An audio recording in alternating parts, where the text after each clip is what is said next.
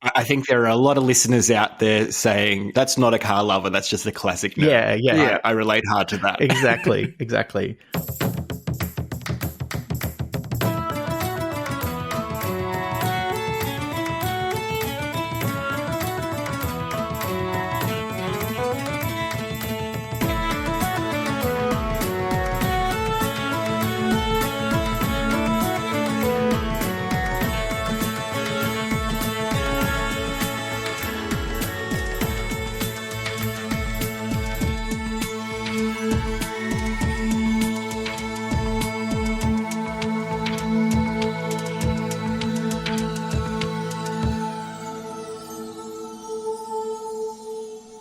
Hi, I'm Elizabeth Flux.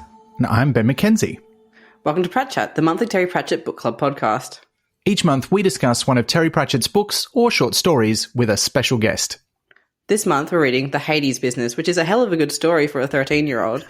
And our guest is writer, filmmaker, and creative director Lucas Testro. Welcome, Lucas. Thank you. We've got puns happening right off the top. Impressive. Yeah. Yeah, well, it's a Terry Pratchett podcast. We got to. I'm getting that vibe. It's true. We will be fired from the entire Terry Pratchett podcasting complex. Lucas, welcome. It feels weird to me that we've been doing this podcast for, this is our 7th year, and we've never had you on the show. Oof. But we have today. This seems like the perfect opportunity. I think there's probably a very good reason for that will come clear 1 or 2 questions from now. I think we both know why I haven't been on before. Is it because you've never read any Terry Pratchett? It's because my good friend Ben McKenzie has chosen The Hades Business to be the way to introduce me to the works of Terry Pratchett. Oh, no. Have I made a horrible mistake? Are you upset? No. No, reading his first published work is actually super, that's probably the best way in. Very chronological. It's very unique. Surely, there would be very few people who've been introduced to Terry's work since the readers of that school article and newspaper article, however many years ago this was. That's true. But I feel like we're going to get a very unvarnished opinion of this piece from you, given that is the case. But also, I remember someone was trying to get me into, I think it was China Mieville, and I think I've said this on the podcast before, and they were like, yeah, read this book. It's his best book. And I'm like, why would I start with the best one? Then everything is downhill from there. I want to start with an interesting one and then work my way up. Uh-huh. And I mean, I started with The Color of Magic, which most people would argue is very much not his best work either. So, oh, yeah. 13 is a very long run-up, though. That's true. It is pretty good for a work by a 13-year-old, though, I guess. I mean, well, we'll get into that, I suppose. I don't want to blow the gaff of our discussion.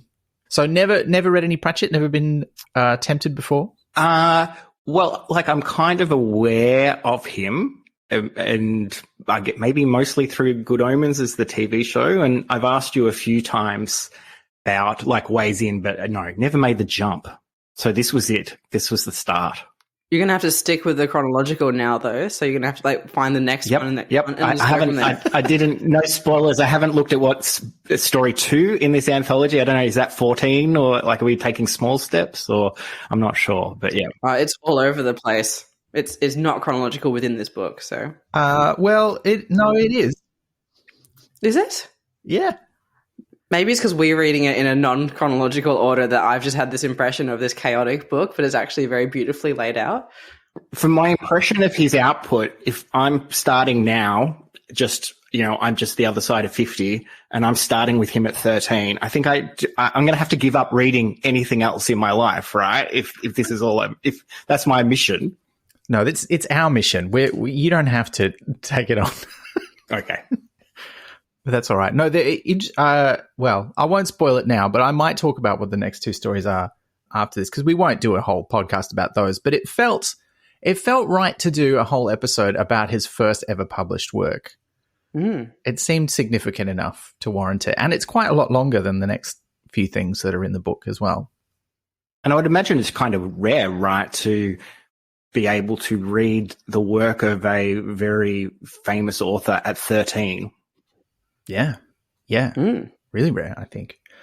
Even if, and I think we're getting into it now, but even as in his intro, he seems to not want you to read it. But I think he protests too much there. Because there are stories that are not in this collection. One very notable absentee, which we might mention later on, but he put it in the book. And I think there's a part of Terry Pratchett that very much enjoyed that kind of myth building around himself, where when he would tell stories about his own life, he'd embellish them. He embellishes this. He wasn't actually 13 when he wrote this. I'm going to blow your mind. He was 14. Oh my goodness. That changes everything. I know. It's little details like that where maybe he misremembered it, or maybe he just thought 13 sounds more impressive than 14. I don't know. It doesn't. It's the same. Wow. Okay. All right. Now, sometimes when we read a short story, because when we read a book, we like to read out the blurb, but when we read a short story, sometimes we read out Pratchett's author's note. I feel like this one's too long to read out the whole thing, but we can kind of summarize what he had to say about it, which is, he does have that great line at the start where he says, I put my fingers in my ears and go, la, la, la, la, I can't hear you reading this, which is, pretty demonstrative. I don't know that he's really serious about that. He had choice over what went in the book, so clearly he's not that fussed. I was expecting it to be a lot more choppy than it was based on his introduction, because he said that he would love to go in there and strip it from the bottom up and fix some things, and he didn't. So I was expecting some real lags or more cliches than actually were in there. And so possibly his introduction makes it seem even better in comparison, because usually when I go into a book or a short story in this collection, I go into it thinking this is a finished, polished piece of work, whereas that introduction made me think, oh, there's going to be some problems here. So I went into it with my editor hat on, looking for things, and I didn't find as many as I would have expected. There's things that absolutely you'd polish and change, but that introduction is definitely not on par with what they've published here.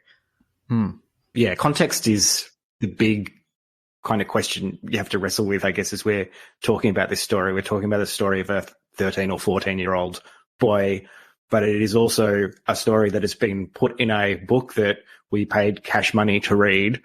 And as you say, I don't believe, he was forced against his will to put this in, but then I assume this is also a book of kind of esoterica and marginalia. I would imagine it's an uncommon experience that somebody is starting this as their experience of Pratchett. So how we assess this story is really something that you could probably have a lot of conversation about. Yeah. I think it's also important to remember that he's not putting in something that was only published in his school magazine. He also submitted this to a professional editor of science fiction magazines back in the day. He talks about that in the intro here. He sent it off to John Carnell, who edited the 3 science fiction magazines that were in the UK at the time, and got accepted into one of them. He made extensive edits to it, and you can still find the original magazine that it was published in 1963 on the internet. I've got a PDF copy of it. And I was curious. I had a look. He hasn't polished this. This is the version that was published in that magazine. As much as he says in the intro, his fingers were itching to do it. He's like, no, I'll leave it as it is. But it got published professionally, with some remarks that were cutting, but probably fair. How much was it changed from the school version? And also because he said that in the introduction, he talks about how he got his aunt to type it up for him after it did well at school and it was published in the school magazine. Does that mean that in the school magazine they published his handwritten one? No, it was typed up in the magazine. So I did some research into this because there's a couple of conflicting versions of this story. But what happened was, as far as I can tell, pulling together from what's in this intro, what's in the biography, A Life with Footnotes, and a couple other sources, including some information about the original publication, the original version was a lot shorter. And the advice that he got back from John Carnell was tighten up the start and then make it longer. And the specific advice isn't in there any more than that, but we know that it's much longer than the original version. So the original one was quite different to this. And what he sent to John Carnell was just a copy of the pages from the school magazine, right? He just put those in an envelope and posted it to him with a letter. And he went, well, this kid's like 14 years old. It's pretty good for 14, but it's not quite good enough to put in the magazine. How about I'll send him some advice? And he wrote a great intro to it. He described it in the editorial of that issue as not a perfectly written story by any means, But for a 14-year-old, it is outstanding. 75% of all the stories we receive are not so well written. Well, which is a big I'm deal. not surprised. But this is like we're also talking about 1963, So this is maybe the standards of literature and how many people were trying to get professionally published as science fiction authors has changed over that time. I don't know. I feel like the pool would be similar though. Like whether it gets bigger or smaller, the breakdown of quality across it, I would assume, so based on vibes, is similar since 1963. Like there might be more, there might be fewer, but it's all the same. I think there'd still be that sort of wave of good, bad consistently across a submission pool now and a submission pool then. I guess another key question here, do we know his aunt's bibliography and writing history? Because it is possible, like, she embellished as she was typing, fixed it up for 13-year-old Terry. Well, aunt seems to be a bit of a shortcut he's used in the intro here, because according to the biography, it was actually a family friend, not a relative. And the reason that she typed it up was because he didn't have a typewriter and hadn't learned to type yet. And he used the £14 that he got paid for this story to buy a typewriter so he could type his own stuff in future.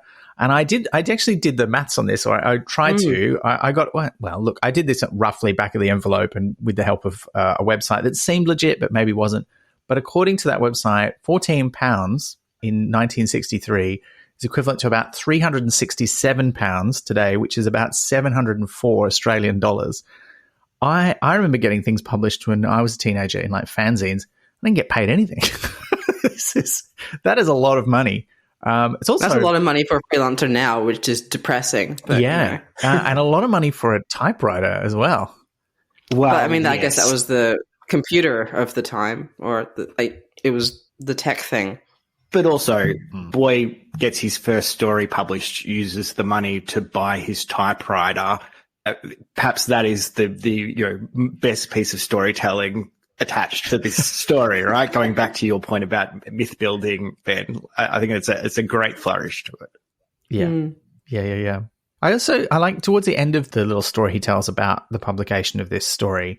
He also mentions that, once he got the typewriter, he got distracted with school before he could do, in his words, too much damage with the thing. And I think what he means by that is he only wrote a couple of other stories that got published anyway before he went off to be a journalist and, in his words, learned to write properly. It was a bit rough. I mean, we'll get into this more, but Lucas, one of the reasons that I thought you'd be perfect to discuss this story is that, like me, you've worked at 100 Story Building, which is a creative writing centre here in Melbourne, and worked with a lot of younger folks writing stories. So I feel like we're in that headspace of what we should expect from a story from someone of around this age. And I don't know, I think the drive is there. I mean, we see it with some of the children and young people who come through 100 Story Building, is some of them they want it. They're into it. They're like, yeah, I could be a writer. And that's kind of the thing that happens to Terry, is, according to this story, is this what makes him realize, hey, I could be a writer. That's a thing. Yeah, it's interesting. I guess a lot of the young people who come through 100 Story Building are a bit younger than 13, right? They're kind of in that 8 to 10-ish range, which is kind of, it seems to me, a key difference in attitude and stuff that happens. As we enter our teens, we all get a bit more defensive and wanting to be cool and that kind of thing. And it's interesting in this story, I see a bit of both of those. Like, I think, you'd know, Ben, like the most staggering thing when you come back to work with kids in that kind of environment is just the fire hose of creativity that children have. It's just like, here are a billion ideas poured out onto one A5 page, and you just curl up in a ball of inferiority reading it going, what happened to me? These are all amazing, right? And I think you start to, you see that there's a lot of ideas being thrown on the page in this story. But I do think, and maybe I'll leave it to get into it later, there are little bits of the kind of the teen writer that I kind of maybe are more associating thinking back to me at that age rather than to the younger kids that I've seen at 100 Story Building going through, who maybe think they're a little smarter than they are. And I think that's an interesting thing in here, seeing the bits where he seems truly gifted and the bits where you go, this is a very relatable teenager. Yeah. Yeah. I think for me, one of the things, like having worked with some of the slightly older participants at 100 Story, I think one of the other things that strikes me about this, though, is that fire hose of ideas absolutely is there in every kid, really, once you give them the right opportunity and encouragement. What's difficult is getting them to stick with any one or two of those ideas and develop it and make it, good. The work of writing, of making, taking an idea and crafting it into a good story, even when they've got the talent, getting them to put that attention and time into one thing is the tricky part. And, we see that through, I don't want to turn this episode into an advertisement for 100 Story Building, but it is, that's relevant experience. We have a program called Early Harvest where kids write a story and they can submit it to an editorial committee made up of other 10 to 12-year-olds.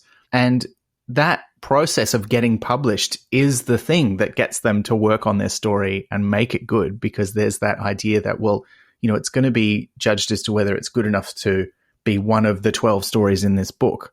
Not like, in a competition sense, but we have to pick 12, which ones are the best ones to put in. And that's kind of the dialogue that happens between the editors and the young writers. And that's what gets them to do it. And I think, there's an element of that in here. Was, Terry's written this story that's got 20 out of 20 in a school exercise, but then it's the potential of getting into one of these magazines that he's been reading that have been inspiring him that makes him sort of take on some editorial advice and really work on it after school for months until he thinks it's ready and he sends it back in again. But then having said that, I still think that point you're talking about of the fire hose and starting to focus it in, for me, that is an issue. This feels terrible, like critiquing a 13-year-old child. But again, it was in a book, and in the spirit of this, that for me is one of the main issues I would look at in this story. I think what he has chosen to put on the page, there's a lot of remarkable things there, but to me, it's still lacking a lot of focus. It's still a bit in love with its sort of wealth of ideas rather than finding a couple and burrowing them into them and really mining the depths and to find in them. Yeah, look, I think that's fair. And look, I think that's a good segue for us to get into the story itself and start talking about it. Because, we have to do a bit of guesswork about what was going on in Pratchett's mind and what kind of other things were going on for him.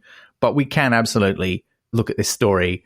And we're not going to be mean about it, but I think it's fair to discuss its strengths and weaknesses, as you say, because it hasn't been published many times. In fact, one of the things I learned while researching it was that the short version, which was originally had a different title, it was originally called Business Rivals, which maybe, I don't know. I thought about this a lot, and I don't know if I think that's a worse or a better title. It's a different choice for sure. I think it doesn't give away one thing about the story, but it maybe hints at something else instead, which I think is probably the new title is a better choice. But that was much shorter. And then this version got published originally in a magazine called Science Fantasy, which was one of the three that Pratchett mentions, the others being New World Science Fiction and Science Fiction Adventures, all edited at the time by John Carnell.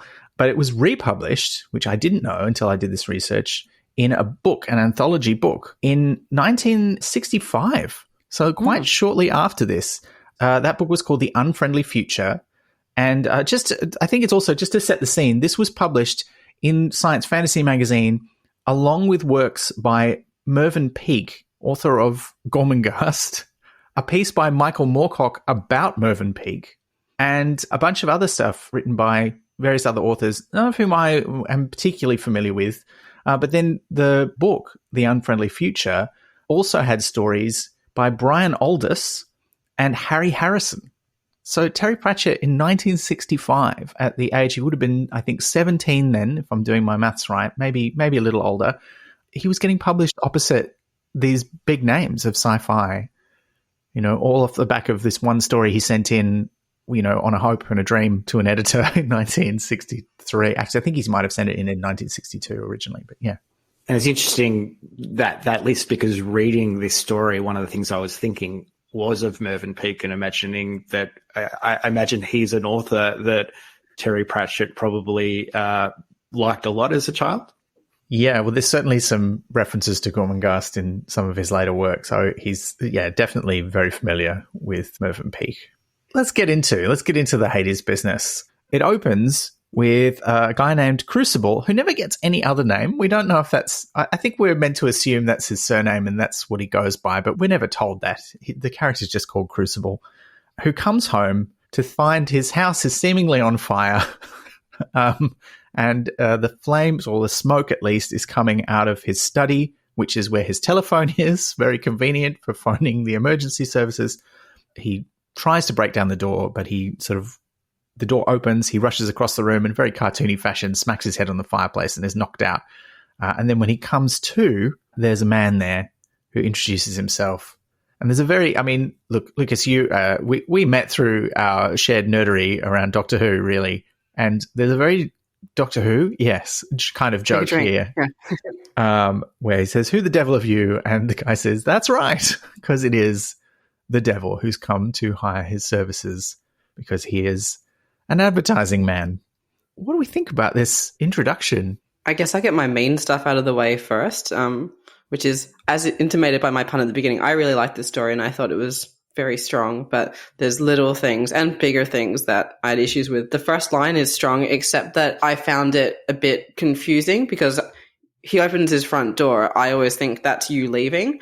So he opens his front door and then I was like, wait, where's the smoke? Like, the smoke's outside. Oh, no, it's inside. Even if he has that line about being rooted to the doormat, you can still open your front door, step on and have a doormat on either side. So it doesn't really place whether he's coming or going, which is not a good start to a story, to be confused by the first line, like not know where your person is. Similarly, the bit just before he meets the devil where he's like flown through the door and hit his head, where he says, "A herd of elephants were doing the square dance in clogs on Crucible's head." I love the imagery of that, but again, I took that literally because it's an opening line, and then you realize it's I've forgotten the thing. It's not a simile, the other one. It's a metaphor. Yeah, but it's a confusing intro into the section, so you have to sort of take stock and then get back into the story. So it's kind of, I thought it was a strong start. There's just little things that could have been polished away, and I was surprised that they weren't when they were published in this magazine. But again, it depends on what other edits had happened along the way. But it's very energetic. You can feel the enthusiasm for the story coming out from the first line all the way through, and that sort of draws you in. Like, it makes you want to keep reading it. At no point I was like, I want to break. I wanted to find out what happened next. I wanted to see where these characters were going. The introduction to the devil was good, like a little bit cliche because he's like a guy with a thin moustache and a little goatee, but he's also got hooves, as you find out later. I find he's a little bit of an inconsistent character. Like, you don't really get a grasp on who he is as a person by the end of the story, which kind of undercuts how it all ends, but it's still a joy to read. Lucas, what did you think of the intro here? I had exactly the same reaction as Liz to that opening line, in that, well, I had two sort of things, because it starts with like momentum of the door opening and then rooted to the spot that felt weird, like I could get where he was going, but it was like all about speed, but then about him not moving was kind of a bit jarring. Like, it didn't really work for me. But yeah, the main thing was halfway through the next paragraph, suddenly in my mind, I had to switch where I was standing in that doorway to look inside. Not being a Pratchett reader, it never occurred to me that the elephants could be real. And it hadn't occurred to me till Liz said it, that from what I know of his writing and stuff, I could totally see how other people might think that. Whereas for me, I was like, oh, clearly that's sort of metaphor. I think overall, like, for me, the strengths of this story is like lots of really impressive wordplay.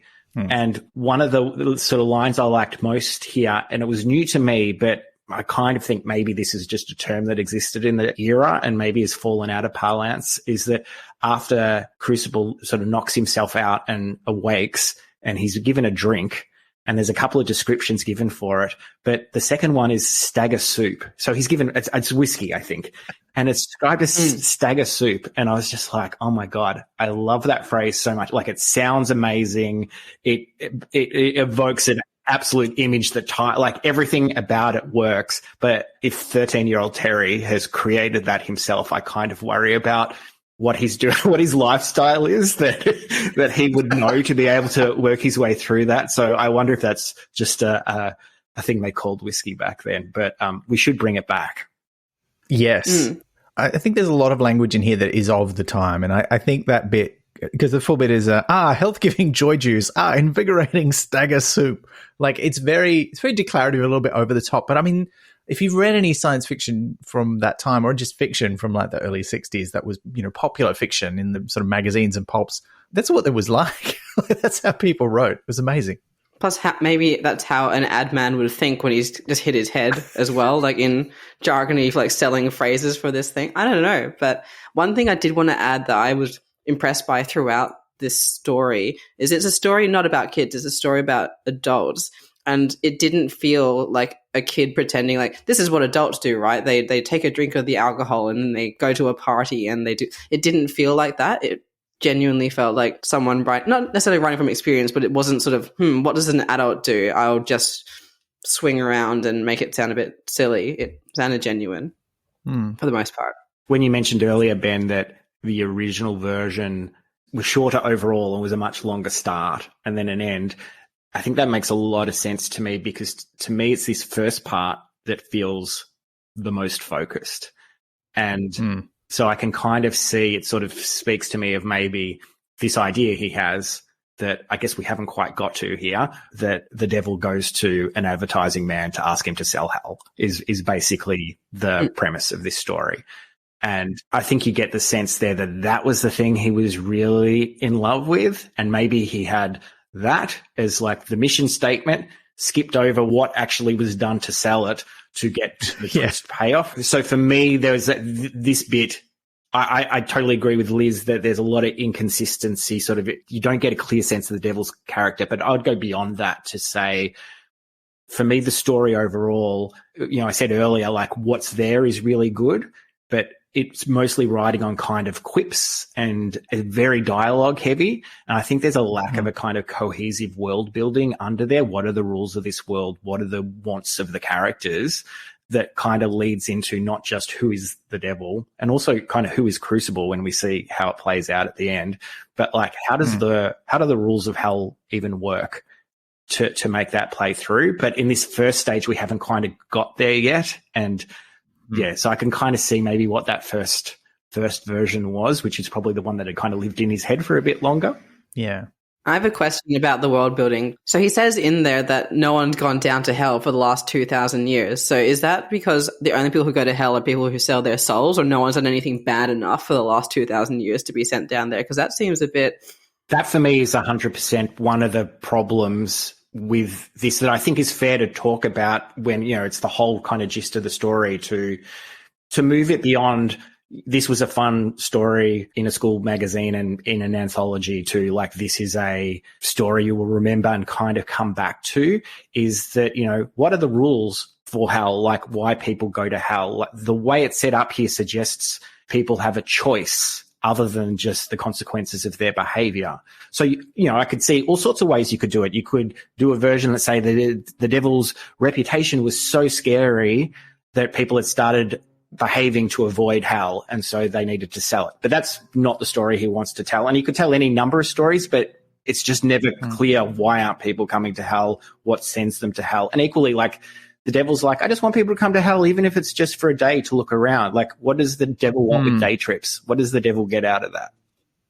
Yeah, his motivation is very unclear. To address that point, though, my feeling was, because I agree it's not really addressed in the story. You don't really know, as you were saying, how hell works or why people aren't there. But because he says 2,000 years, I assumed that was a Christianity reference. Like once Jesus was sacrificed to forgive everyone of their sins, no one went to hell, which is one interpretation of what that means in Christianity. Like not all Christians believe that if you're evil, you go to hell, right? They believe that as long as you accept Jesus in your heart and you ask God for forgiveness, you will go on to be in heaven and have a lovely afterlife. There is no hell.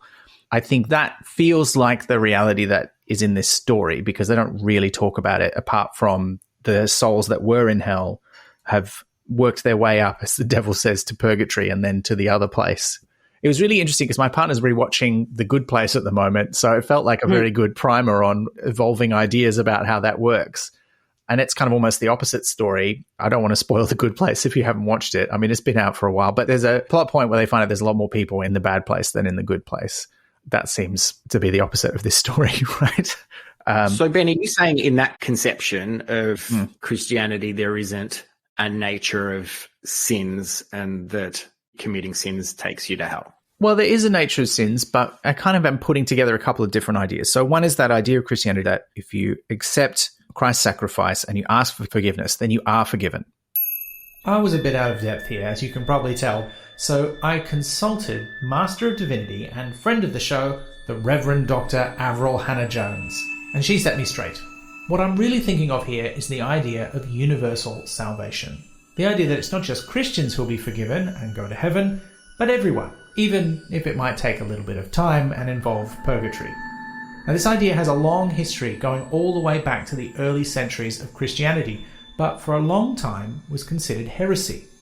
These days, Avril cheerfully informed me, people like her can preach it and are no longer burned at the stake, though it is still a minority belief amongst Christian churches worldwide. Avril also told me about the harrowing of hell. This is the idea that during the 3 days he was dead, Jesus descended into hell and freed all the souls there. There are only vague hints about this in the Bible, but it does date back also to the earliest days of Christianity. And there's also a verse in Revelations in which Jesus says, I have the keys of death and of Hades, which Avril thought might mean that souls were locked out, but also that the devil would be locked in. So it's probably not what Pratchett had in mind. Mind you, I'm not too sure that Pratchett had any of what I've just talked about in mind, considering his family weren't really churchgoers. In fact, in A Life with Footnotes, there's a great story about how his mother showed their local vicar the door because he called their statue of the Buddha a pagan idol. But I'm also kind of conflating it, I guess, with the very Pratchett-y idea from his later work that the afterlife you get is what you believe you're going to get. And so if you're not a Christian and you don't believe, you're not going to hell anyway because you don't believe it exists. But then this story also conflates the devil's hell with Hades and the underworld because Cerberus is there and they talk about Orpheus and the river Styx. Well, there's so many classical references. Like I was kind of like, I get some of them because you osmose some of things just from pop culture and things. But when he picks up the mug in one scene, I was like, I don't understand this reference or what these initials are or anything like that. Not me either. I'm assuming that this is the guy who like punts you across the river is the other thing, but it reminded me of a time I did an event where you're supposed to do like a historical something, I can't remember, and my thing was editing the first manuscript of the Bible, and it had like a lot of very specific jokes in it. It was like, because like it was Noah's Ark, like advanced reading copy, and very funny if you're like in a very specific niche, but you'd hear parts of the room laugh and some others not, and I was like, oh wait, not everyone like knows niche stuff about the Bible. It's kind of like when you read an Agatha Christie book and everyone can, like, she would just throw in some French or Latin and you're expected to understand it. Yeah, 100%. I really liked, to me, the depiction of hell here is much more kind of the zeitgeist nature of hell. And to me, that flows, the river Styx and Sharon and all that kind of stuff. I do wonder, like the other writer I was thinking of reading this, who Ben knows I'm very kind of passionate about, is a Doctor Who writer, Donald Cotton, who also was a lover of Mervyn Peake. And the sense you get reading a lot of that stuff is I think there was a much stronger sense of classical studies in education 60 years ago, 70 years ago, that reading a lot of stuff from that period, a lot more of those things kind of get put on the table with just an expectation you understand them, that for better or worse, I think has disappeared in later years. Yeah. And I mean, this was still, I mean, we're talking about the early 60s here. This is still the relatively early days of television where what was popular culture, what everybody knew, wasn't yet what was on TV, right? That was still probably a decade away before that really took over as what everyone's common culture was. This was still, you know, what books has everyone read? Well, everyone's read different books except for the things that they were forced to read in school, which was still classical stuff like Virgil, like the Odyssey and the Iliad, and you would read about classical mythology and you would read about the Bible stories as well. Like that was part of that education too, I think. And BBC Radio, I think, is the other key thing. Clearly, we're overlooking movies is a massive source of what we would today call pop culture happening at the side. Well, yes, that's true too. But for everyday consumption, even in the 60s, there was still, we were just sort of getting to the dying period. Well, not dying, overstatement, but like very powerful. And that is a highly curated experience at that point coming through the BBC with that sort of emphasis on education and culture building. Yeah. The other thing I was just thinking about too is that you're talking about how the depiction of the devil here is quite old school. Like he's got the little mustache and the little goatee. Not even a goatee, like a really pointy. I said cliched. Yeah, you did say cliched, which is very reasonable. Considering he said cliche. So what I was thinking was about the film Bedazzled with Peter Cook and Dudley Moore, right? Which is sort of a contemporary 60s. Is that before or after this? After 67. Okay, but that's still the kind of thinking around the devil that we're talking about. But it's quite a modern idea of the devil then. And for me, I haven't read enough other stuff. Like, that's my main touchstone for what did people think about the devil as a character at that time. And this feels not quite like that because he's not arch or clever, the devil in this. He's kind of like he's got this one idea and then he's just sort of at the whim of this advertising guy. It feels like the character that is set up, albeit inconsistently, would, to me, make more sense as sort of like a little bit of a shabby office guy. Because he's like dazzled by a party, he has a shabby office. Like, he's like glamorous initially, but then he's sort of like overcome by having any attention and stuff. So like that's a bit beside your point, but yeah, he gets to when we get to the devil's office, and it's almost like what you'd see in a Western or Jim Jarmusch's Dead Man when they get out to the edges of pioneer country and there's some shack with a little stove burner in the side and smelly carpet and stuff like that you kind of go. They kind of explain later about what's happened to the furnaces of hell, like they've had to shut them down since everybody left. But yeah, the devil definitely does seem to have fallen on tough times. But when you were talking about movies of that period, I thought you were going to go down a different avenue, and it just made me think that the choice to talk about advertising here, I think, is possibly also a real reflection of preoccupations of the culture at that time. Like, this is the same era, like Bob Newhart is doing those really famous sketches about advertising stacks of that sort of thing. And, you know, I think coming off the 50s with the big post-war manufacturing boom, and we moved into the birth of kind of what would become modern advertising. And it's kind of never gone away because advertising just got worse and worse. But maybe we're also seeing a reflection of that there as something that's very in the air, thinking about advertising as the big new kind of evil. But it's also seen as quite a glamorous career. I mean, this is slightly beforehand, but like Bewitched came out in like 1964, and Darren is an advertising guy. And there were so many characters in sitcoms who worked in advertising. I guess, I don't know if that was just an easy way to get ads into the shows or something. There must have been something going on there. But Darren's boss, you know, we still like him, but he's a little more kind of sneaky and craven than Darren. But also I think a key difference is one's a family sitcom being used to sell fridges and stuff in ads in the meantime. And I don't know whether this, and I'd be really interested to hear what you see of later Pratchett in this story. But clearly this version of Pratchett is sort of seeing himself as a kind of satiricist, which Bewitched is kind of not. It's doing slightly in gender roles, I guess, but not more broadly in culture. So I do think he's placing advertising and commerce generally in a much more sort of arch way. Yeah, I think that's true. I mean, as we get into that part of the story, I think we'll see that. I just wanted to agree with both of you about that opening part, because I think you just asked, you know, what do we see of modern Pratchett in this story? One of the things we don't see is his sort of real eye or ear, or I don't know what the right term is for writing, for cinematic kind of action and scene setting, which is so prevalent in his later work. His fingertips. But whereas here, like, I had to reread that opening section about 3 times before I fully understood, oh, he's going into his house and the study is in the, right, okay. It wasn't written in such a way as to really make that clear to me. Whereas reading his Discworld work, there's always, when stuff happens, you're like, okay, wow, I can really see this in my brain as like, almost like a film.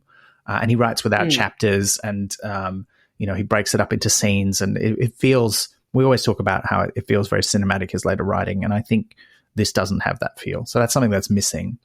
But the devil pretty quickly gets to the point, which is, I want you to advertise hell. And he specifically says, he says we at one point, and I don't know if he's using the royal we, because it doesn't seem to be anyone else in hell.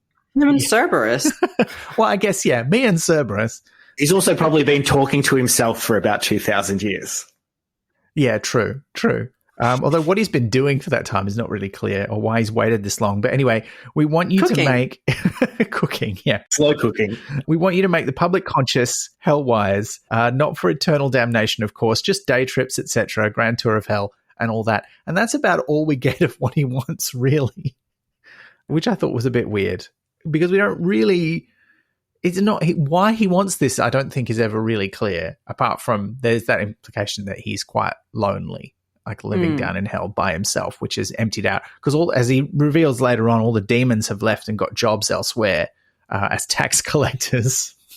The classic. Come on, he's a sole business person and he's running on tough times. He's needing to get the enterprise going again. I think it's there to take what he should want. But yeah, I agree with you. What it is he actually wants out of this is a bit unclear. Well, he's at risk of having his ABN cancelled because he hasn't worked in a while. So yeah. At least he can cancel his GST registration and not have to do all that paperwork. But he'd probably have to deal with his former demons, like while he's like doing all that stuff. This is what we refer to as a baffling reference for our international listeners. But I'm sure you have similar tax laws wherever you live. Consumption tax, they know. Like, that's pretty wide, isn't it? Yeah. Was it VAT in the UK? Yeah. Well, they have. I was just thinking about how this scene ends because this is sort of the big sort of opener where it's like, this is what I want. I want you to advertise hell.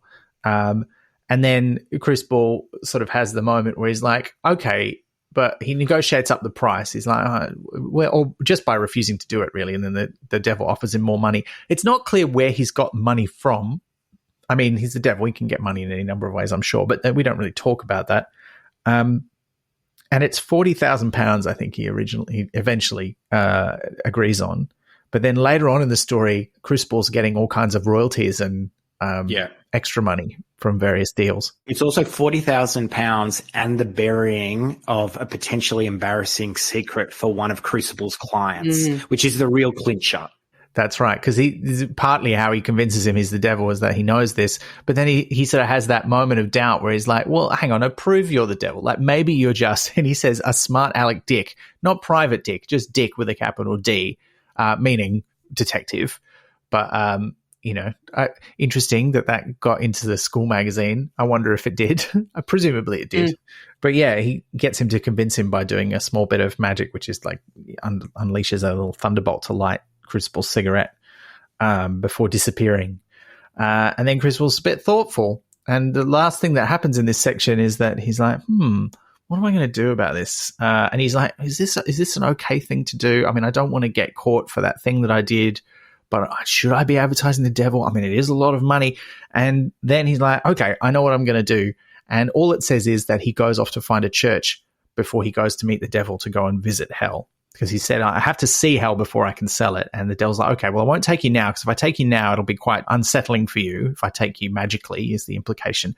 But if you meet me at this place, I can take you there in an easier way. Well, he's absolutely just kicking all his teacups under a blanket, like, in this time. Like, he's just cleaning up for visitors. Yeah, and he's like brushing Cerberus. So,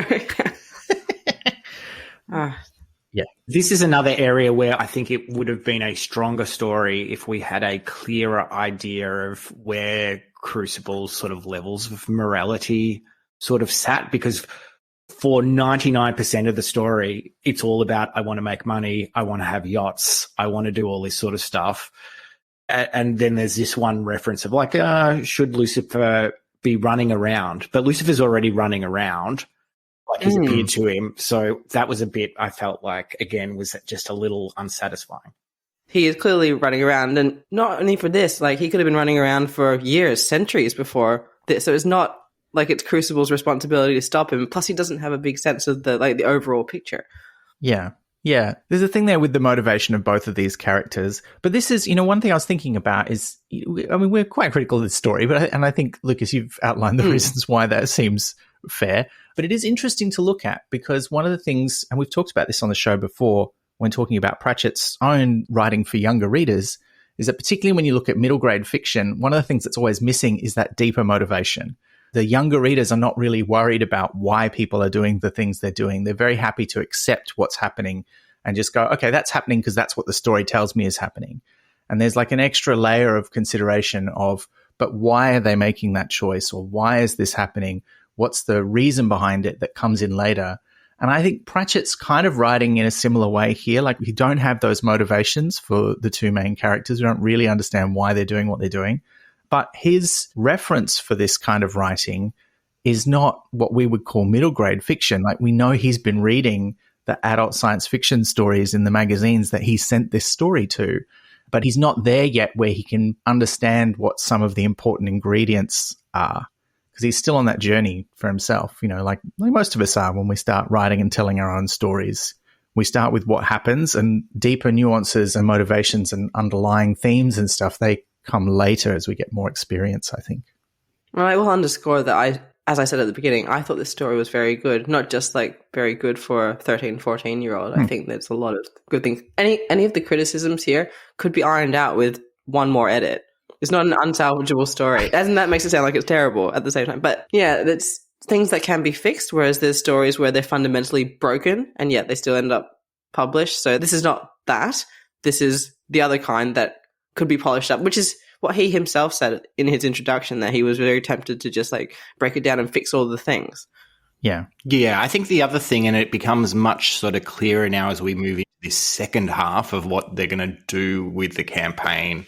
This is the bit that starts to feel for me very typically teen, or very relatably teen, of like, I'm being so sharply satirical here, but it's actually a quite superficial understanding of the adult world in a way. It's at the level of, oh, well, business is evil, businessmen are evil, banks are evil, all that kind of stuff. And it really, you know, took me straight back to being in like year 8, which is probably about the same age as Pratchett when he's writing this, of, you know, writing a piece that had the devastating point of, you know, get this, guys, politicians always lie, and just thinking, oh, Lucas, that devastating wit, you've done it again.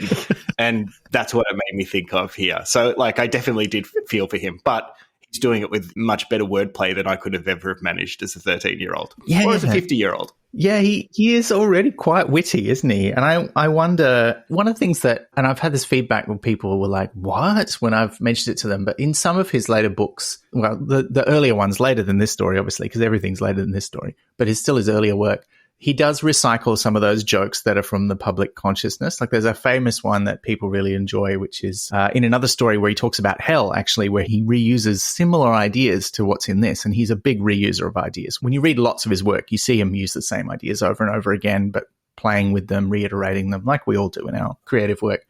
But he has a joke about the difference between kink and eroticism, the punchline being one's when you use a feather and the other one's when you use the whole chicken. And people love that joke. It's not his joke, right? Or at least he wasn't the only one who came up with it. Like, lots of people have made that same joke.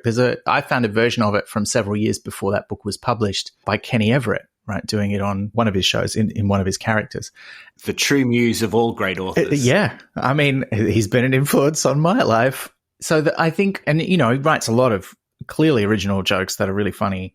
But it does make me wonder, like, when he's 14, and as you say, he clearly doesn't have that adult understanding of the adult world. There's puns and jokes in here where I'm like, some of them, okay, clearly you came up with that yourself.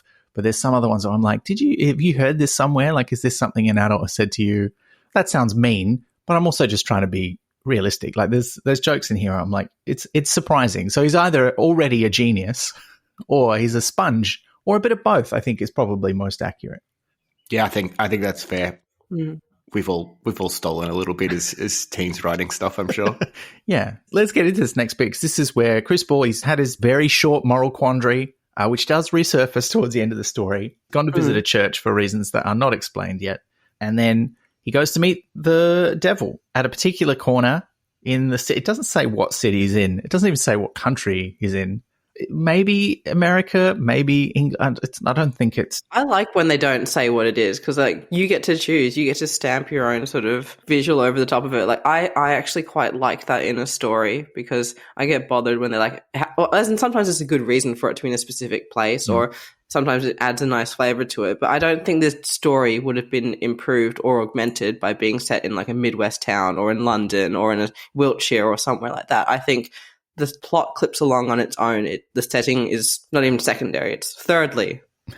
That's fair. Yeah, it's not relevant to his concerns here. That's fair. And the only geographic reference is, well, to hell, obviously, and the Northern Hemisphere.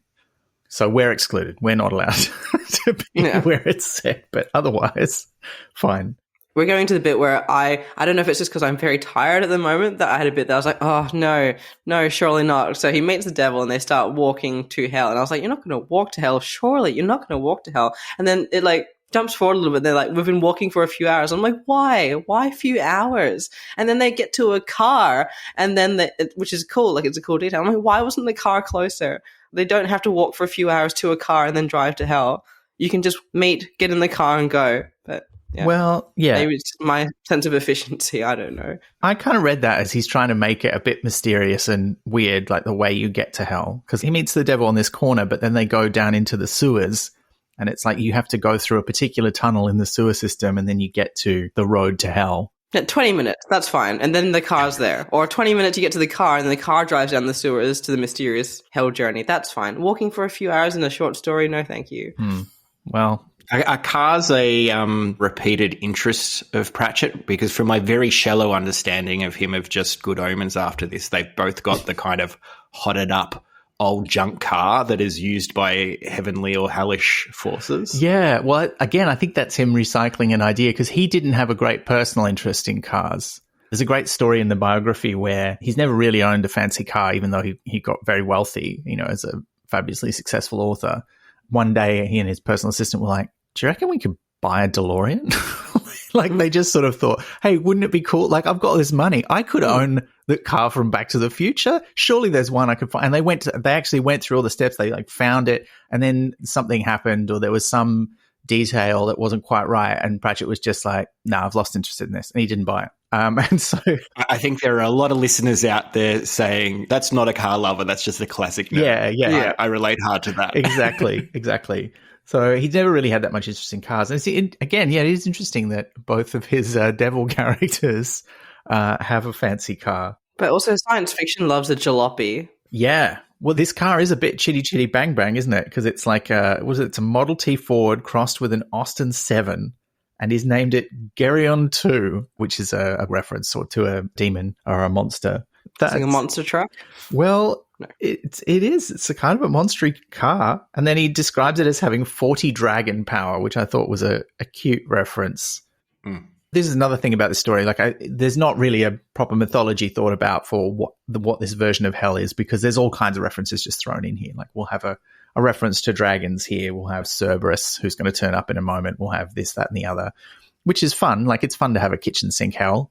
But yeah, I just like that as a little detail. I thought that was fun because the devil's built this car himself by popping up in various junkyards and stealing bits. And he complains about sometimes that means he crashes into iron, which is no good for him. I felt that was a weird reference, not so much the iron thing. It just felt very specific. I thought it was supposed to be a much more meaningful reference than I guess it was. I hadn't gathered it was just him going to multiple junkyards to put the car together. It was a bit like the RB mug or BR mug or whatever it was. I was just like stared at that sentence for about 2 minutes and then I was like, I'm moving on. I have no idea. Well, and look, it's kind of like, and I've said this about Pratchett's work before, it's in a similar vein to Doctor Who, and with this story, like very similar, in that we're looking back at something written 61 years ago, which we would normally never do. Like, we're not going to pick up any other teenagers' short stories published in fantasy magazines from 1963, right? Because most of those people who might have gotten in didn't go on to be famous, and we don't care about their work because we've never heard of them. Whereas we're going back here, and as well as it being early, it's also just from a long time ago. And there's stuff here we just won't get because it's from 1963 and it's from the UK in 1963. So I feel like there's definitely some stuff I didn't get in this story. So the big one is because it comes up just now. They drive in the car along the road to hell and then they get to the river. The river Styx. Charon's not there. And he says, what happened to what's his name? And he just says, we don't like to talk about it. It's that sort of classic noodle incident kind of deal where it's like, let's refer to a thing that happened but not say anything about it. Then they get in the ferry, and as they're going across in the ferry, it's cold and damp and there's water in the bottom of the boat. And the devil hands Crispell this mug with the initials BR on it, although they're faded.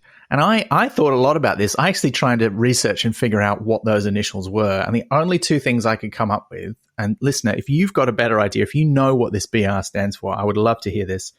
The only ones I could come up with was either British Rail, a terrible British Rail mug, but I looked up British Rail mugs and none of them have just the initials BR, so that doesn't really seem to fit.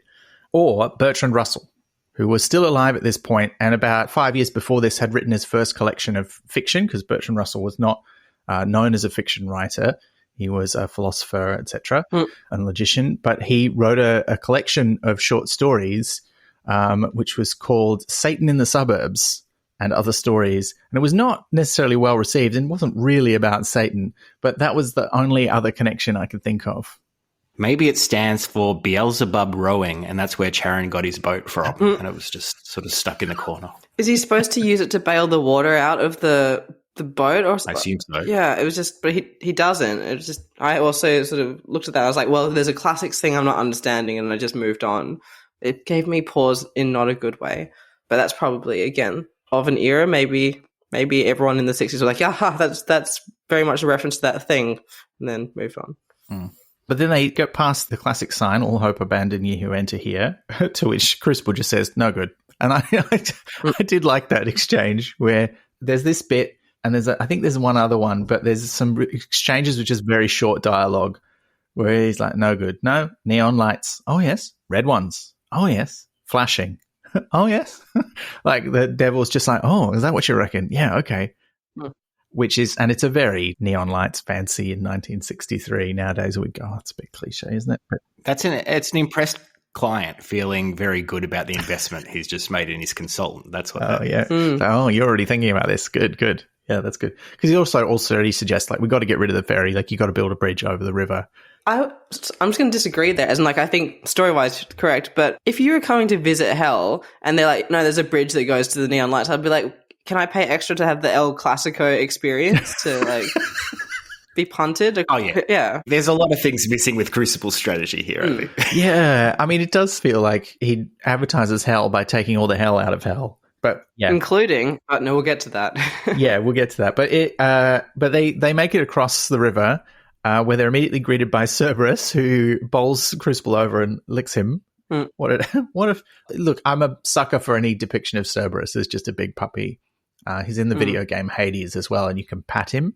He's delightful. He's like Clifford, the big red dog, but with 3 heads. It's great. Yeah, but they get in, and this is where we see hell, which the first description of is they appeared to be standing in a hotel lobby. So it's already not quite what we're expecting of hell. We know we don't really get a great description, I think, of what it currently looks like. We see bits of it, but the main impression we get is that it's dilapidated and falling apart, and it's not what we've been told it's meant to be like. I don't know. How do we feel about the current state of hell? It sounds more like heck. Liz, you mentioned Heck. I don't know if anybody has read the Xander Cannon comic Heck. Highly recommend. Graphic novel about a guy who's got a doorway to hell in his basement and goes on a mission down there. It is so good. Yeah, this is the bit where I was saying earlier, I feel, is the bit that was added later that was not in the original draft, and I kind of feel like he's not as interested in it. And you can see the things he's interested in. He's clearly interested in Cerberus, because Cerberus comes back and in kind of inventive ways, in the way that it doesn't quite work for me, but at least he's doing interesting things with it, in that when Cerberus comes back, there's not a proper introduction to it. We sort of just jump in mid-patting and things like that. So I feel like his thoughts and passions are at very specific things there, and the rest of it is like, yeah, whatever. Like I feel like I can see him typing, and the first thing he thinks of is what's going in here. And this is where the devil also is most inconsistent again. Well, as in, like, he starts to become different, which suggests being written later or at a different time, or a lack of investment, because he's kind of cool beforehand and mysterious. Like, he's got his weird car and he's come from hell. You don't know much about him. And here he's just like a sad guy in his office with no friends, which, again, like, could be a good reveal. Like, he's dropping his facade or his persona, and this is like the real him. But there isn't that easing into the change. And then he's like sort of different again when they come back out of hell later, and he's going to parties and stuff. So he's like a different devil here, but doesn't feel deliberate. It does feel like a kind of classic relationship, though. You put on your best fake version of who you are when you meet somebody you like, and then eventually you have to take them home. And at that point, you're like, well, This is me. This is the whole mess. Here's my newspapers on the floor. Here's my mattress. I don't have a bed base.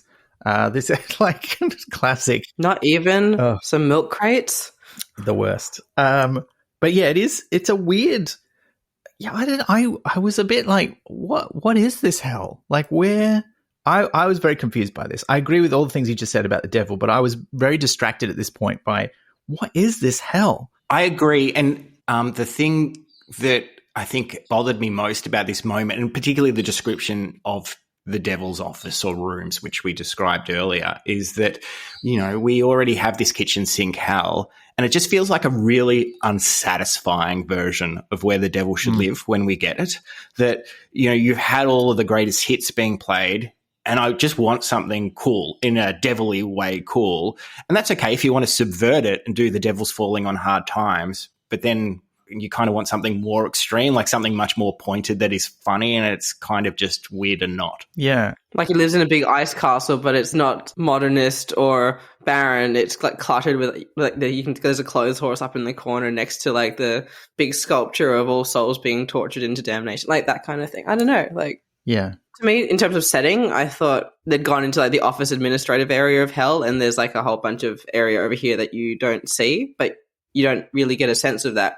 Ideally, you'd have, we walked past Cerberus and towards this building, and over there is something that you get a bit of a sense of the scale or anything, but we only get that later when he asks to see a map, which again is a bit of an unsatisfying way of, we're not seeing it directly ourselves, we're seeing it through a map, which kind of is old and confusing and removed. Yeah, and I think it's interesting to compare this to his later writings about hell, because he doesn't set things in hell very often. There's only one Discworld book that deals with the hell of the Discworld, and that revisits some very similar themes, like I was saying before. So in the book called Eric, there's a version of hell where there's a senior demon who's come to rule the place, and he's basically turning it into this sort of administrative nightmare. Like, he's very organized. He's got people being tortured by like having them read all of the terms and conditions in the manual for hell. He's got demons showing pictures of their holidays in a slideshow as a way of torturing people, like, and it's very administrative. But then in Good Omens, I think he very deliberately never takes us to hell or heaven. Like, all of the action is set on earth, but what we see of the demons in that indicates there is a certain level of that going on as well. Like, it feels like Crowley has to deal with a certain amount of bureaucracy, but it's all kind of a bit under the surface because the demon part is much cooler. And I think that's kind of what's missing here. I do love how much the devil hates Dante. Like, he's like has the reference to him in the early bit, and then he calls him that nit Dante here, because like he's like hurt him on a personal level with all his negative reportage of hell, and he's been festering on this for hundreds of years, and you don't get a sense of how fast time passes for the devil, but he's clearly like, oh, that bastard, like, it's really like messing up my business, and like no one's even come here in all that time except for him, and he's misrepresented me. Like, you can just see, like, it'd almost be like you picture him with a picture of Dante on a dartboard in his office. Like, that wouldn't be out of place with the kind of hell that we've been given. And I kind of love the idea that he's been sitting there sort of muttering and cooking his cakes and all of that stuff, and then going, you know what, it's time to get my side of the story out there. Let's show people what hell's really like. Like, I'm going to get an ad man. So I do like that thread of Dante being the antagonist, even though he never actually directly features. Yeah, I think that would be an interesting angle actually for this story to have taken. But it's not really what the devil's asking for, and we don't really get a good idea of what hell really is like, because Crucible quite quickly identifies that, okay, so our main problem is getting people to take you seriously, because this is not what people think hell is. Like, where's all the fiery damnation and the furnaces and the souls being tortured? And he's like, well, the souls all made their way to purgatory and heaven, and the demons all left and got jobs as tax collectors, like we said earlier. There's only one working furnace, and I use it to cook my dinner, which is funny, but also, then what is there? Right? Like, we don't know. And immediately the plans begin for like, okay, we're going to redevelop this. We know there's sulfur plains, and there's this interesting idea of, oh yeah, well, we can sell that. The mining companies will want that. Okay, but the idea wasn't to sell hell. It was like, in that way, it was like to publicize it, wasn't it? Although he does say earlier he wants to exploit it. So yeah, anyway, this is where we get into the part which is a bunch of jokes about how you would advertise hell without a lot of focus, I think it's fair to say. It's just like, how many different jokes can I think of where it involves advertising in hell that begins with introducing the devil to the world by getting him to materialize in the middle of the big football final? I mean, that would do something. It kind of glossed over. It's a pretty short section. It's only like 2 paragraphs. I really like this joke where there's a brewery that sues the devil because there's a lot of people who swear off drinking their beer because they all think that they're having a beer-related hallucination when the devil shows up. I thought that's a funny joke. So, yeah. Oh, I took it more that they were choosing abstinence to avoid going to hell. Oh, yeah. Well, yeah, okay. I figured that they just thought they'd been drinking too much, so they're going to stop drinking, but that also works. I reckon that's unclear. And this is when it starts to get, it's all a bit weird and inconsistent in a way that, yes, maybe it's unfair we're picking on a 13-year-old, but it feels like we set the table for this feast and then it's just like whatever gets thrown out, because like the devil appearing and scaring everyone, in theory, could be great promotion for hell, depending on what version of hell you want to have. If it's like everyone's forgotten about hell and no one's scared of the devil anymore, well, here's my power. But that's mostly not what he's trying to do. No, it's like it's more just free publicity. Yeah, it's a mix. So, Ben, you said the other reason you wanted me to come on this show is that I ended up sort of a part of my career inadvertently stumbling into a number of years in advertising.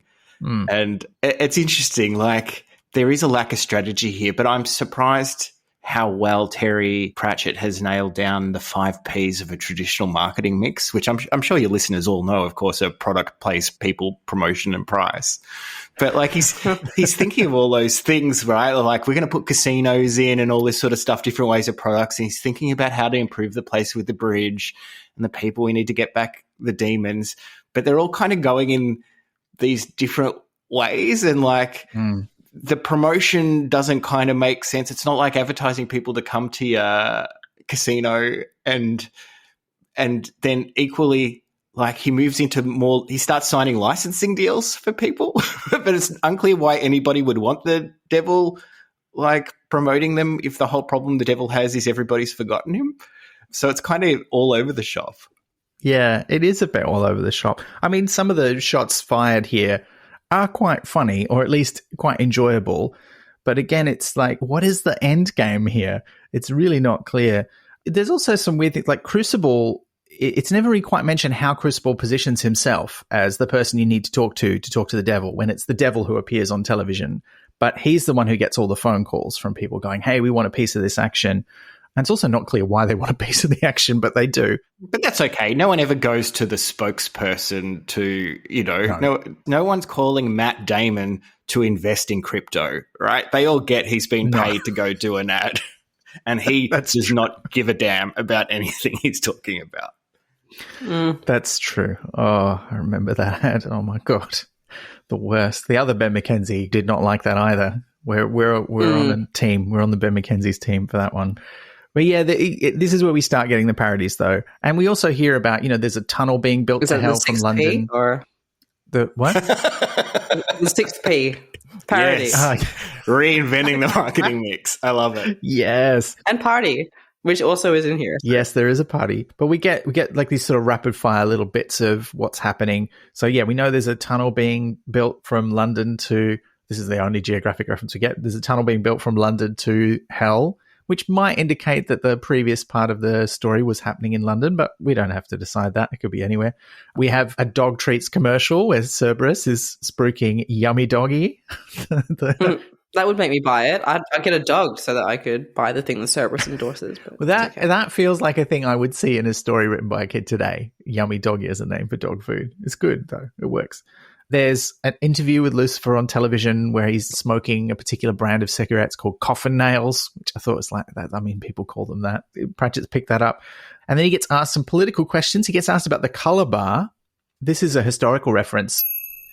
Or rather, a contemporary reference for Pratchett, and one that my initial research was a bit wrong about. The colour bar was the name given to the collected systems of racial segregation found in the UK in various industries, services and public places, including actual pubs and bars.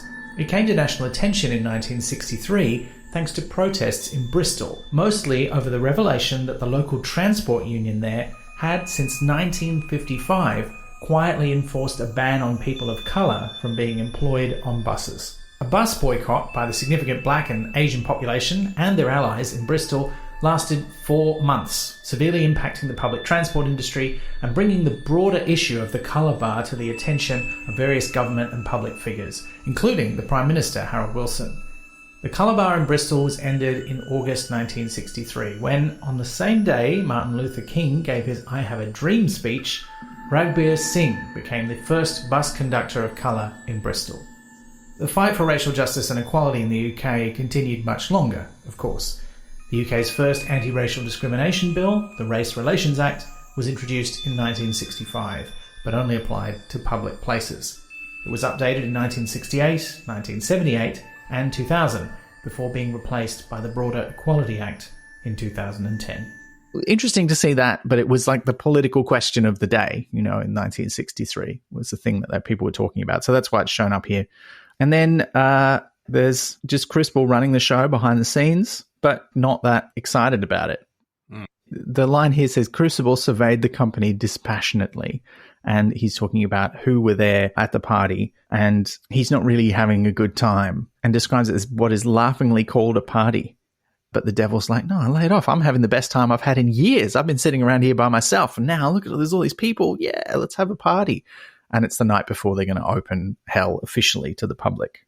And they seem to be having this party at Crucible's house. Yeah. Don't they? Because he's cleaning up. Have we mentioned it? There's at some point there's a reference to the devil moves in with Crucible, which is also a bit confusing of why that happens. Yeah, because the construction has made hell a hell, which it was quite a nice line, but it doesn't give a sense of the scale because Crucible's fancy ad man, implied by why he goes to him and all of that stuff. So it seems like he would have access to a hotel or budget for putting him up, or he wouldn't similarly budget to not have this party that you hate in your house. But I don't know. Well, I kind of felt that he got really drunk at the party, so he stayed in Crucible's spare room. No, he said the devil moved in with him, saying all the cranes and bulldozers and whatnot were making hell. And that's before Cerberus and loves his yummy doggy. Oh, I missed that bit. That's really interesting because for when we get to our end, it's kind of like he's gazumping himself a little bit. But I guess Ben and I both skipped over it anyway. So maybe it was cleverly calculated. He got his joke and didn't give away the power of his ending, because we come back to that turn of phrase later in a way that time I noticed and thought was very good.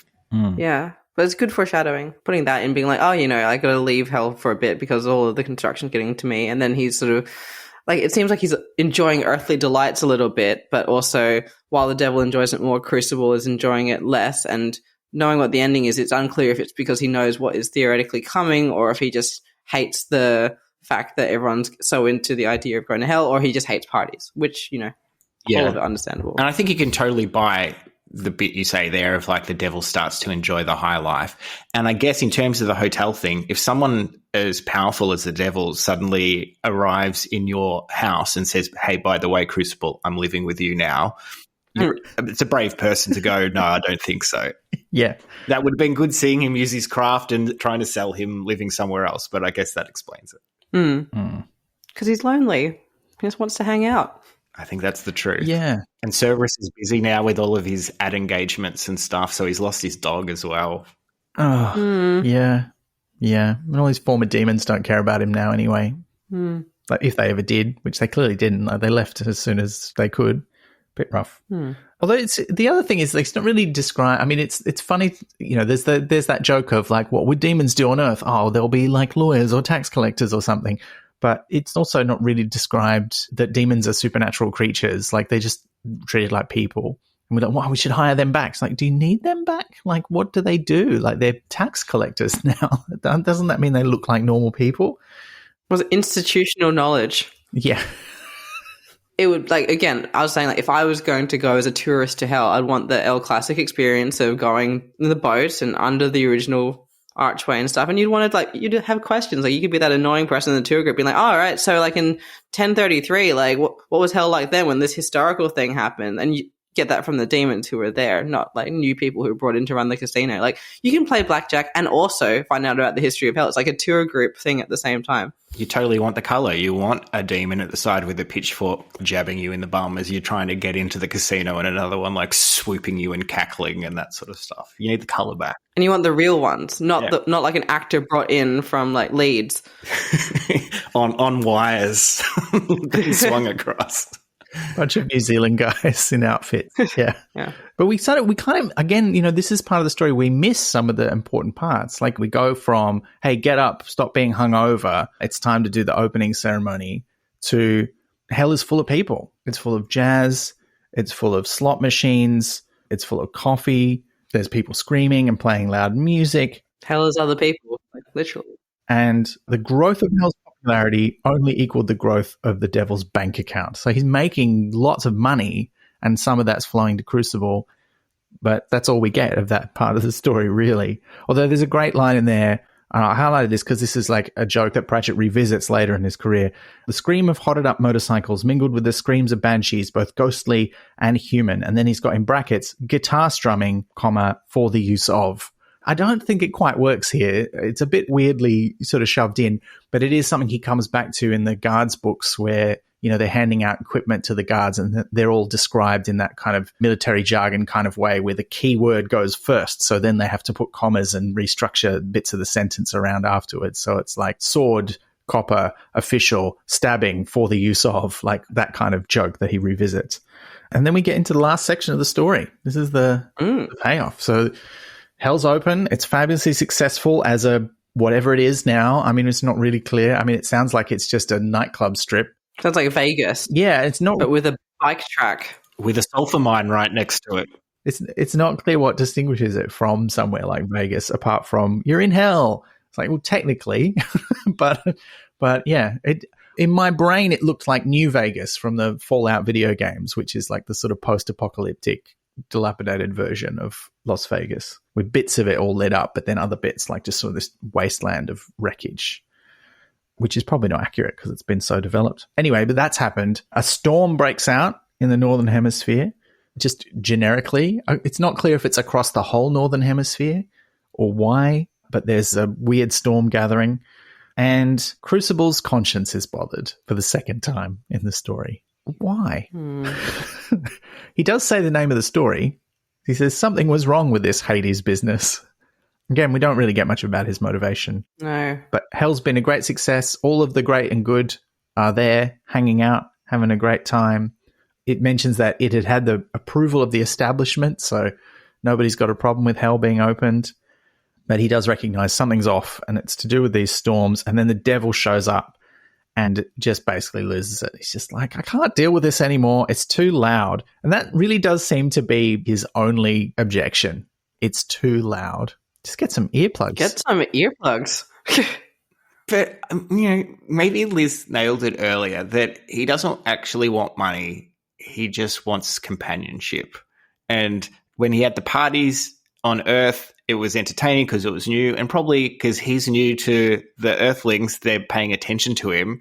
But now he's down in hell. He's just got a whole bunch of tourists who he doesn't get to practice his vocation on. He's not torturing anyone anymore, and they're not interested in him. They're going to slot machines. So he probably feels just as lonely as ever, but he can't sleep. It's even worse than that. He's got the loneliness of a celebrity because people are interested in him, but only like to get his autograph because he's famous. Like they don't want to talk to him. They don't want to get to know him. They're just like, you're famous. Oh, I could get the devil's autograph. That's amazing. And he hates that as well. There's also disrespect. Like there's the celebrity aspect where he also talks about how like a bunch of thugs threatened to get me if I tried to close their noisy, blaring paradise. So like, he's not getting that companionship in any direction. Like he's getting shallow, superficial celebrity worship and also rude threats from thugs, but no one wants to just like be his friend, hang out, have a chat, have a drink.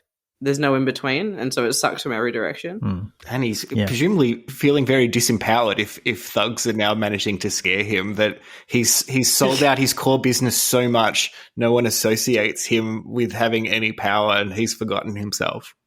Well, I also feel like, and this isn't touched on in the story, but I feel like it would make sense that by opening Hell to the public and getting the approval of the establishment, he now has to play by human rules. He can't just, if somebody threatens him, he can't just click his fingers and turn them into a pile of salt or whatever. Like, he's not allowed to do that. He'd be charged with murder.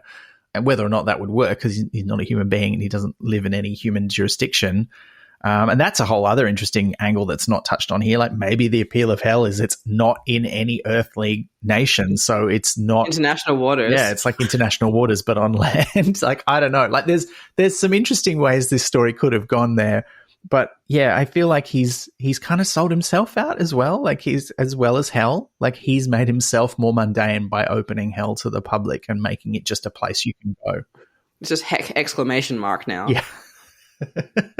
Yeah. But the thing is, we're the ones doing all the work, creating the logic behind this. I don't think this is the stuff that interests Pratchett, and he hasn't put the detail into actually. I think we're doing more thought about this than he did. Yeah. And look, I think that's, in a way, that's typical of his approach throughout his career. And I don't mean that he doesn't care about those things. He does, because, you know, he's a fantasy and sci-fi nerd. He enjoys world building. But I think whenever he's writing, you know, he always thinks about the gag first and then thinks about, okay, what can I do to support it? But here in this early thing, he's not really thinking about that. He's just thinking about the gag. You know, he's just like, what can I put in here that will make it funny? Yeah, I'm not saying he didn't care about his story or anything. I'm saying he was really in love with the setup and the payoff, the general idea of it. And an editor told him to get published, he needed to add some more detail. So he did. Yeah. Yeah, it does. It does feel very much like that. But it does have a nice payoff, because this is, you know, that the devil's like, I can't deal with this anymore. Will you help me, please? Please do something. You know, he's so desperate. He's like on his knees pleading, and he says, oh, God, and that's when God turns up. Not physically. It doesn't manifest as a person in the way that the devil does. Manifest in a Monty Python way, sort of. Yeah, he kind of speaks from the clouds. Although this would be before Python. So yeah. But it's interesting. I mean, again, you know, like a lot of the other references we mentioned, like Bedazzled and Bewitched, you know, this comes slightly before, but it's clearly drawing on the same zeitgeist of how these things were thought about at the time, because it's manifesting in similar ways. But yeah, there's the voice of God from the clouds saying, do you wish to return, and offering the devil a chance to come back to heaven. And he immediately apologizes and said, yes, please take me back. There's a great bit of color there where the devil says he's going to go back, and he says, I'm sorry about the apple. A bust of Charles Darwin shatters into fragments as if somehow this refutes evolution, which felt a bit mean, but also funny. Yeah. And then the devil vanishes and the storm goes away. And the last stinger of the story is that out of the sunset came a hand and arm of light, raised in a salute, which I thought was interesting, because you can't really have a salute without a head. Like, there's got to be something you're saluting, because otherwise that's not an okay salute for God to be doing if it's just an arm. If there's a flick of the wrist, I think that's okay. Like, if you're, it's probably fine. I thought about it too much, salute, and I ruined it. It's the sun. Maybe the setting sun is the head in that scenario. Oh, yeah, okay, that makes sense. That's good. I have a question at this point. Yeah. So, like, hell's been redundant for 2,000 years. Like, we haven't needed it. So, basically, is it now just real estate that is another place for people to go, and money will probably still keep funneling to Crucible? Or is Crucible kind of technically the new devil, but we don't really need a new devil? Like, it's not a position that needs to be filled? I suspect it'll be those thugs who wouldn't let the devil shut down the thing. They're the ones now running the businesses down there, which is actually kind of accurate. Yeah, feels about right. Yeah. But this is clearly Crucible's plan all along. You know, he went to the church to pray to God and say, hey, listen, the devil's come to me. I think he's pretty desperate. I reckon I could get him to come back. And God's like, thanks. And presumably he gets to keep all the money. So his moral quandary, I think if there's an interesting thing here where in the text we feel like we're inside Crucible's head, and he's like, have I done the right thing? Is this okay? But all along he knows that he's made this deal with God, and it's never mentioned until now, because, you know, we want it to be a punchline for the story. But he really gets his cake and eats it too, doesn't he? Yeah, but it's satisfying. But also he's become fabulously rich. So, you know, is he really doing God's work? Not really. But God got what God wanted out of it, so I guess it's worked out. That's kind of what I meant, though. Like, he has his cake and eats it too. Like, he gets all the benefits of working with the devil, but also doesn't have to feel bad about it because of how it all pays off, which is great. Like, it's an interesting way to handle it. Like, I think storyline-wise, like, You don't have to be like, and then he gave all of the money to charity or whatnot. It's just kind of like, oh yeah, it worked out.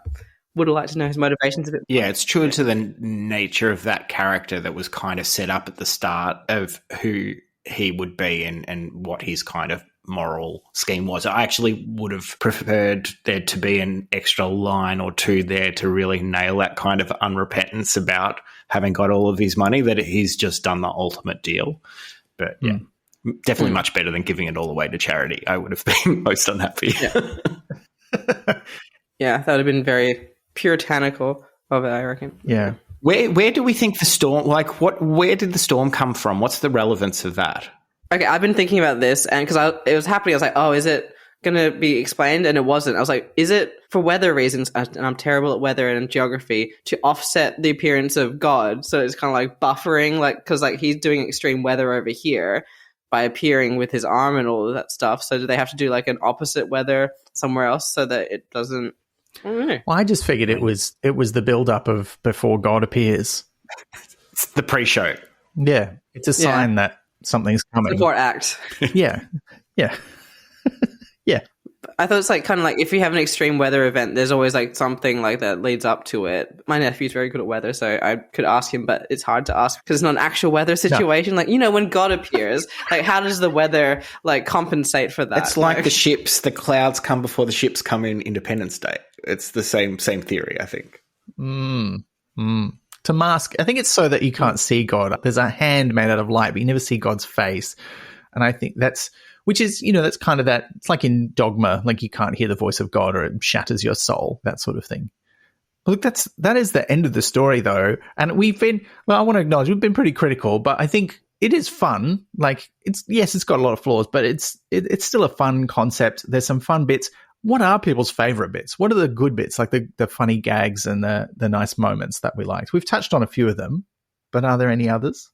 In terms of phrase, I love stagger soup that we talked about at the start, but I completely missed the reference to Hal Liz mentioned earlier. And so when he comes back kind of on his knees at the end to Crucible, and he's talking about this is just everything, all the stuff that's going down there, and he says, it's hell down there.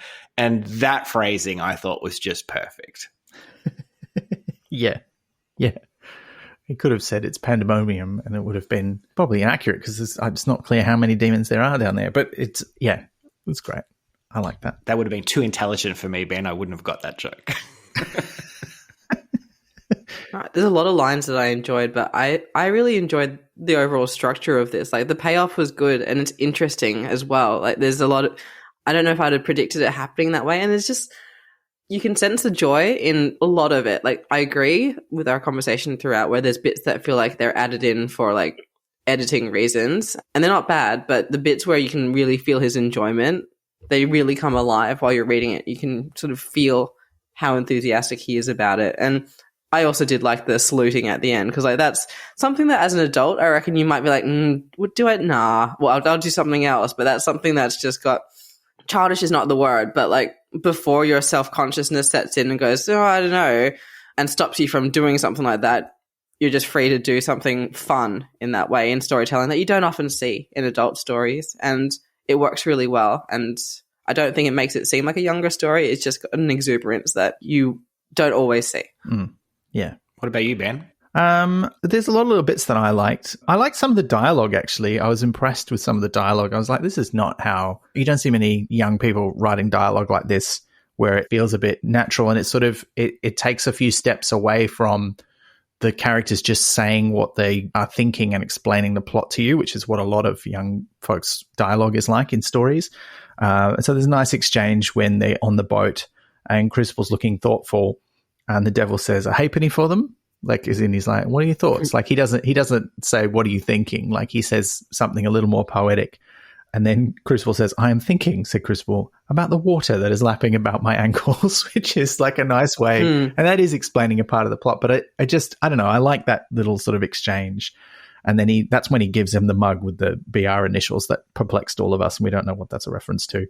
Again, listener, if you know, please tell us. Please. And speaking of references, there was one earlier one that I really liked when the devil shows up and he's trying to offer him money for the gig initially. Crucible says, aren't I supposed to give you some tasks, sand ropes and all that? And this is a reference to a collection of different stories from British and Irish and even German folklore about a variety of heroes who are beset by either the devil himself or a bunch of imps sent to help him with tasks, but they won't stop bothering him. And he eventually, the hero of the story, gets rid of them by saying, okay, your task is to make ropes out of sand, which so gives them an impossible task that they can't complete. So they go off and try and do that for the rest of eternity and don't bother him anymore. That's what that's a reference to. So I liked that even in this earliest of Pratchett writings, there's a folktale reference in there. Picking up on that, I'd be really curious to know from you two, what are the things in there where you can see in 13-year-old Pratchett, like, there is the author we know already fully formed at 13, and equally, are there any moments where you go, that's super interesting, where, you know, this kid has zigged where more mature Terry Pratchett would zag? That's a good way of putting it. Well, there's we talked before about how his description of the visuals or the action is not really there. So that's certainly a big difference. Yeah, there's some of the same ideas. The central idea, and I think this has been a big influence on me and a lot of the stuff that I write, but there's that central idea of mixing the mundane with the fantastical, which comes out in a lot of his writing. Like, no matter whether he's writing science fiction or fantasy, he really loves to mix in those elements of just our regular life. And here you've got the devil complaining that the jazz band is too noisy, you know, like there's that, I think, is a big thing that is consistent throughout a lot of his writing. Yeah, I think Ben's brought up a few of them across this episode, but it's hard for me to nail down specific lines and things as it goes. But the scene that made me most think I'm reading a Terry Pratchett book, weirdly enough, was the one where they're about to go into hell and they talk about Sharon, like what happened there. And he's just sort of like, again, I guess it's kind of like what Ben was saying with the mundane and the fantastical coming together. Just behind the lines of like that one scene, you can see that they've had like the falling out or some kind of like fighting the devil, the big devil who's got all the mystery still at this point.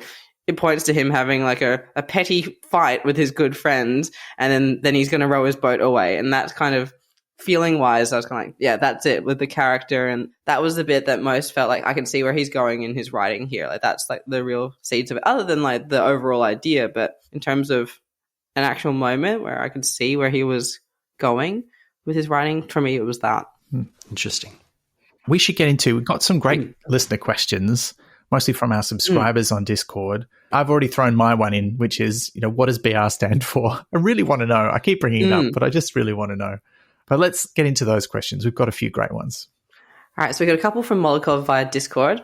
First one is, was this truly written by a 13-year-old? It's very clever and quite a good concept. And yes, I realize Terry probably tweaked it a bit for the publications. So I kind of addressed this at the top of the story. He actually wrote it when he was 14. But also, it really does seem that he made no changes between the version that was originally published in Science Fantasy and the one that appears in Once More with Footnotes and A Blink of the Screen. I've looked up the original and it seems exactly the same. The formatting has been cleaned up a bit, but none of the actual text has been changed. So I think it's definitely written by a 13-year-old, but a very clever 13-year-old. Well, a 14-year-old, I should say. Yeah, who definitely, as editor John Carnell said, shows great promise for the future. I wonder how many times an editor has said that and it's just turned out to be not true at all. Like they've never written anything else in their life. That's society stamping writing or creativity as a career out of you as well. Because like an editor could identify like a bunch of 13 or 14-year-olds who have a lot of possibility, but to follow it as a career, like even Terry Pratchett didn't follow it as a career initially. He went out and did journalism and then he did other jobs and then he eventually followed the thing that he was going to, and it could have been so easy for him to not succeed or become a big name or continue on that path. Like there's so many ways he could have gone down. So I think a lot of people have potential, but not everyone has the scaffolding to follow through on that potential, and that's a shame. Or the perseverance. Like I think you look at Pratchett's story, and even when he's a journalist, he takes every opportunity to be writing fiction. Like he's writing the children's fiction for the children's page. He takes that job and he uses it as practice. But he's also learning how to write because he's writing in a professional job where he's learning from professional writers, even if it's not fiction. And he keeps writing even when, you know, he leaves journalism, you know, to work in PR for the electricity board. So this does light a fire in him, this early success, I think, that never goes out. But you're right, like our society does extinguish that fire in a lot of young folks. So our next question from Molokov is, What are some good slogans for advertising various afterlives? So for heaven, hell, Valhalla, etc. Oh. Now, Lucas, when I suggested this to you, Yes. you told me that you had already come up with like 3 or 4 different ideas for pitching hell. Okay. So I'm very interested to know. You asked me just as I was leaving to walk to the gym if I wanted to do this episode. And as usually happens, by the time I got to the thing, I had 4. All right. So a couple of them are kind of junky ones of kind of like, these days the world's so bad. You can spend your life worrying about whether we've gone to hell. Like, why not move where we can stop wondering and get on with it? Or you could do one about, at least here you only have to deal with one weather extreme. But like the two that I would pitch to the client, I would do an image of an old man, kind of grey-skinned, beige cardigan, thin-lipped, a James Cromwell type, holding a Bible. And then next to him, it's a Jack Black type, hair disheveled like he slept in, holding a cocktail, wearing a Hawaiian shirt. And the headline just says, "Who would you rather spend eternity with?" Hell, it's where the fun people are. Gold. I'm sold. I'm on board. It's working. Concept 2, I would go, you've climbed Everest, you've run with the bulls, you've base jumped off the Burj Khalifa, you haven't lived yet. Discover hell, the ultimate extreme getaway. Hashtag hell yeah.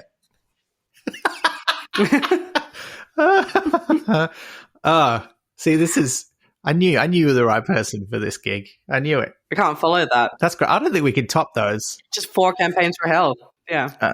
All I had was for Valhalla, it's whole or nothing. It's not a concept. That's just a slogan. And also a lot of assumed knowledge in there. But I like that slogan. It's good. It's very good. It's very good. I was trying to think of like what afterlife I would want to spruik. I would really love to see a whole new afterlife concept like that's different to any of the ones that have been popularized through popular culture mostly, because the popular culture versions that we get of things like heaven and hell and even Valhalla are generally quite different from what's in the source material when you go and have a look. Like there's nothing in the Bible about sitting on clouds playing harps and stuff. And I think that would be the interesting thing, would be to try and say what heaven is really like. And I think there's some weird stuff that comes out of The Good Place about what the nature of a paradise might actually be. A lot of it's quite bland and very kind of, it's just all of your heart's desires fulfilled. But I feel like that would be an interesting angle. I don't actually have a clear idea. I just think that's where I would want to go, is to sit down and try and figure that out and go, all right, well, how could we reconceptualize what an afterlife paradise would be like, or an ultimate destination? And I think that would be, part of the tagline is the ultimate destination. Like there's no way you can go after this because it is the last place you will ever go. If I did go to The Good Place, like the one for the TV series, I would just spend all of my time with Janet asking her very specific questions about unsolved mysteries. That would be gold, yeah. Because she knows the answers to everything. That is my idea of like actual heaven, is like just to get all of the answers to everything and then oblivion. So the heartbreak of... Don't even think about it, try oblivion. The heartbreak of the day that finally comes when Janet's just tired of answering all your questions and needs to go somewhere. You could be right back where the devil is in this story. Feeling more lonely than ever. Yeah, I reckon I could tie her out of it. All this has just made me think, like, now I wonder if my version of hell would be me sitting next to Terry Pratchett while he listens to this episode of us dissecting a story he wrote when he was 14. I'm sure he would never listen to this. He doesn't want to know about it. That's fine. I think that's probably right. All right, next question.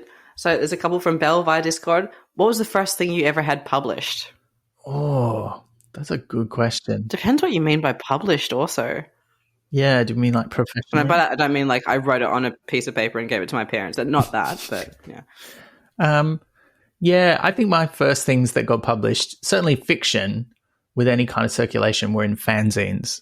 And I think the first one would have been a Red Dwarf short story. And I'm trying to think, because I wrote a couple of short ones that got published in a Red Dwarf fanzine called Cadmium Release that was made by a couple of guys in Queensland. And I had my own fanzine after that, where I published some more, but that doesn't really count. Self-publishing is publishing, but there's nobody accepted my story. I just decided to write it. But yeah, I think that's what I had first published. I can't remember. There might have been something in a school magazine before that, but that's the one I remember.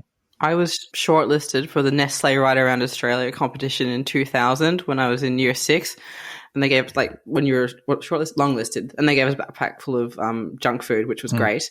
But part of that was you got to take your short story to a workshop and work with an author who would help you rejig your short story to resubmit it for the shortlist submit. And I found that very valuable because we had, like, 12 of us sitting around a table in a room in Adelaide, and it was state by state. So this was like the South Australian heat. So some of those people I still know now, which is very Adelaide of me. Like, I ended up in uni with one of them, and one of them was my friend from school. And the author sort of did his, like, now having been on the other side doing his, like, masterclass of teaching kids stuff, I was like, wow, what a challenge you really had for you to, like, wrangle a group of 10 and 11-year-olds into adjusting their stories. But he gave us some really good advice. And he encouraged us to give feedback on everyone else's story. And as may have come across in this episode, I have a lot of opinions on other people's works, which is probably why I'm an editor now. Which he also said at the time, he's like, wow, you should probably be an editor because you've got a lot of criticism of everyone's stuff. So thank you for that. I did not do well in the shortlisting because I changed my story as per his advice. My friend did not. She just submitted the same story again, and she went through out of our whole group, and no one else did. But my story was called Lord of the Manor, and it was about a medieval knight who came back to his castle after the Crusades, which I didn't know anything about. I just knew that they had happened in the Middle Ages probably. And he's like, why is my castle ruined?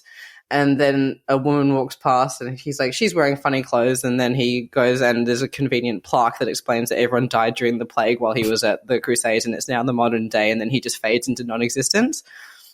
Yeah. I dig it. I mean, it doesn't have a structure, but that's okay. I think there's something there for a 10-year-old. How about you, Lucas? Oh, geez. Well, other than like things in school yearbooks and stuff, I guess the first thing I had published was probably articles in like Metro magazine and Australian Screen Education kind of film and TV magazines. And then after that, I guess it gets weirder. It's a sort of like whatever we would call the film version of publication is, which, you know, who knows? Yeah. I should add for the competition, they got all of our stories and bound them into a book and gave them to each of us and to our schools. So that's why I counted that as my first published thing. That's very cool. So it was actually, you couldn't buy it. It didn't have an ISBN, but it felt amazing to be like, hey, I'm in like a anthology. I think it also changes how you view that work. Like that presentation packaging, it makes you take it more seriously, and I imagine makes you see stuff in it in a different way. Like it's the same in film terms. The first time you have a film of yours screened to an audience of strangers who have no investment in you, you see an entirely different work than what you have made up until that point. Yep.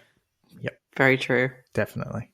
All right. So the next question from Belle is, what would a resort town on the Discworld look like, and how would Seamont Dibbler be involved? So this may be a Ben and me 100%. question. I'm going to sip my tea.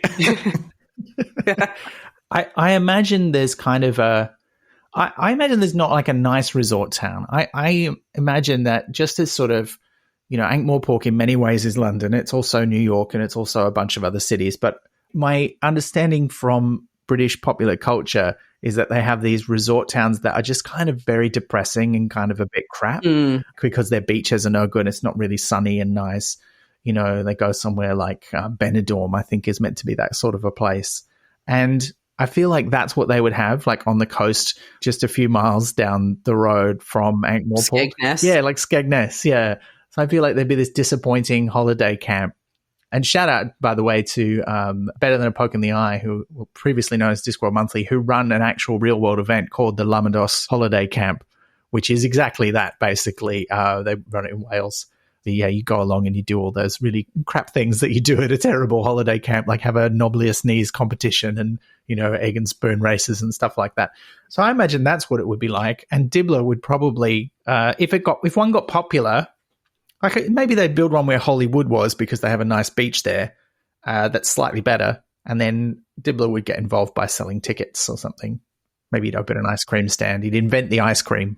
They haven't had ice cream until then. It would be a good like standalone book to have like the first holiday village. Like that's a bit crap come to the Discworld. But my dream would be if that was a book that it's more like a Agatha Christie Poirot one where like it's holiday village, but where they send you away for your health, back in the 30s and things. They're like, you're a bit stressed. You should go away for 3 months to the seaside to take the air. And then there's a murder.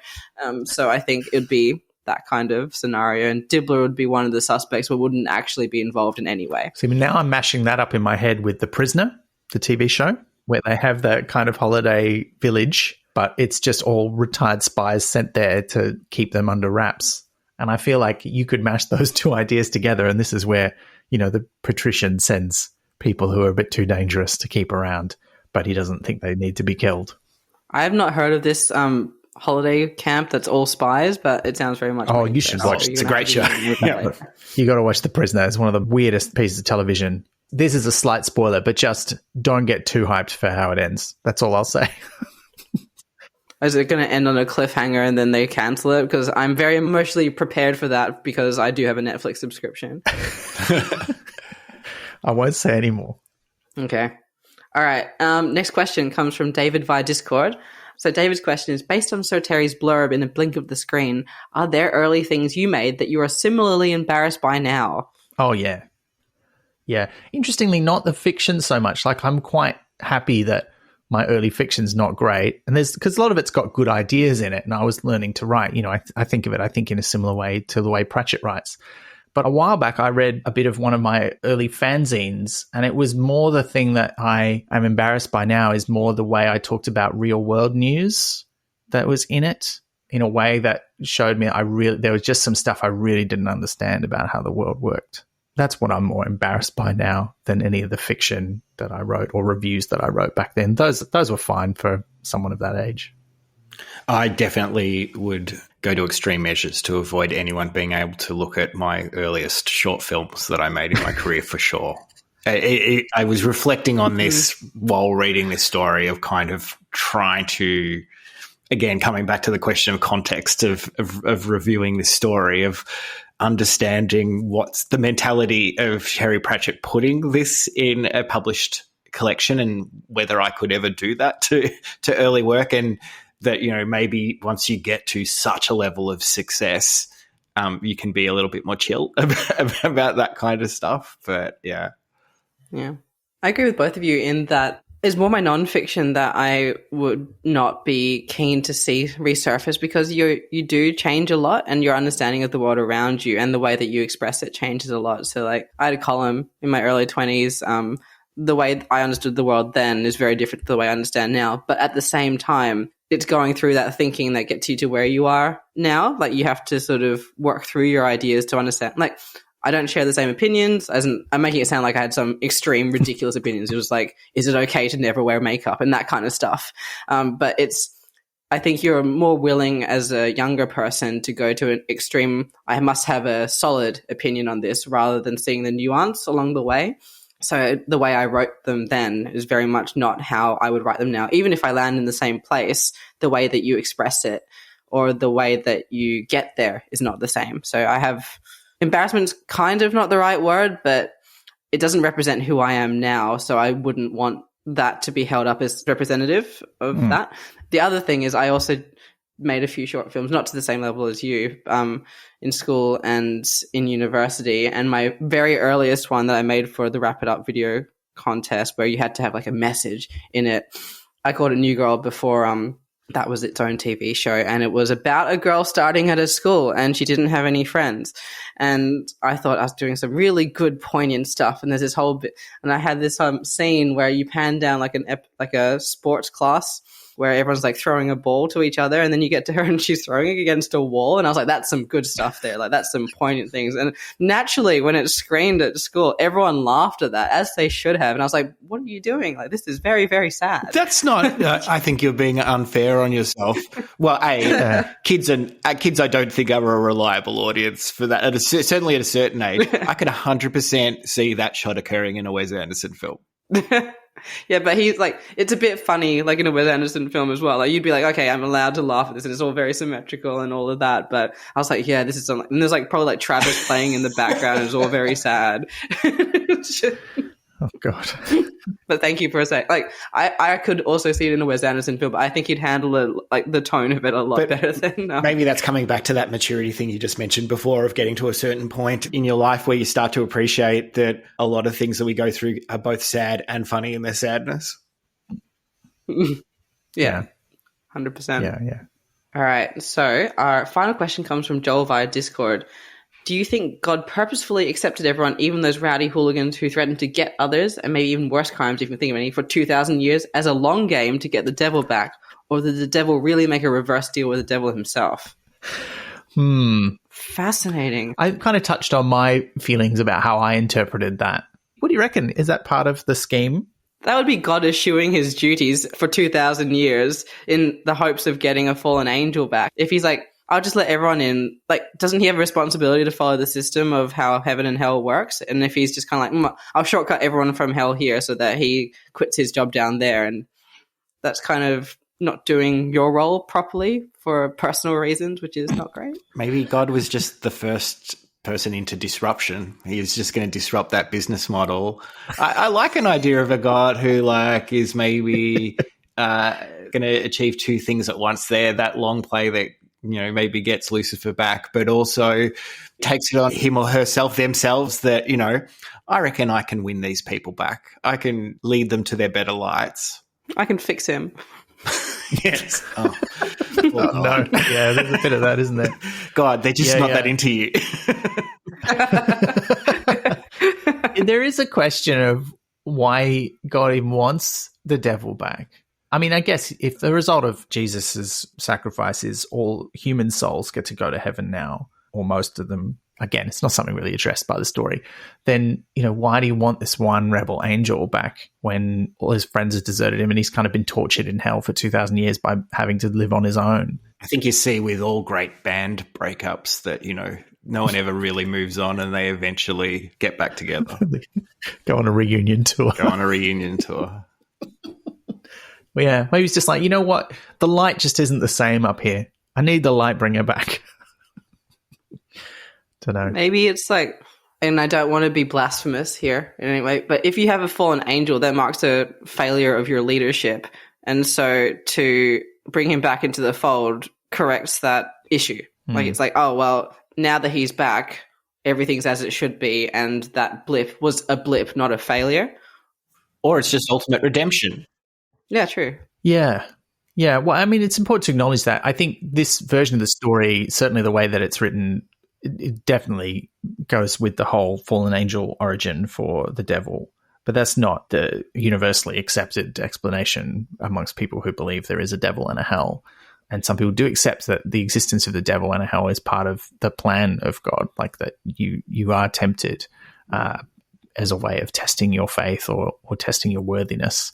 There's as many different thoughts on that as there are denominations of Christianity, I'm sure.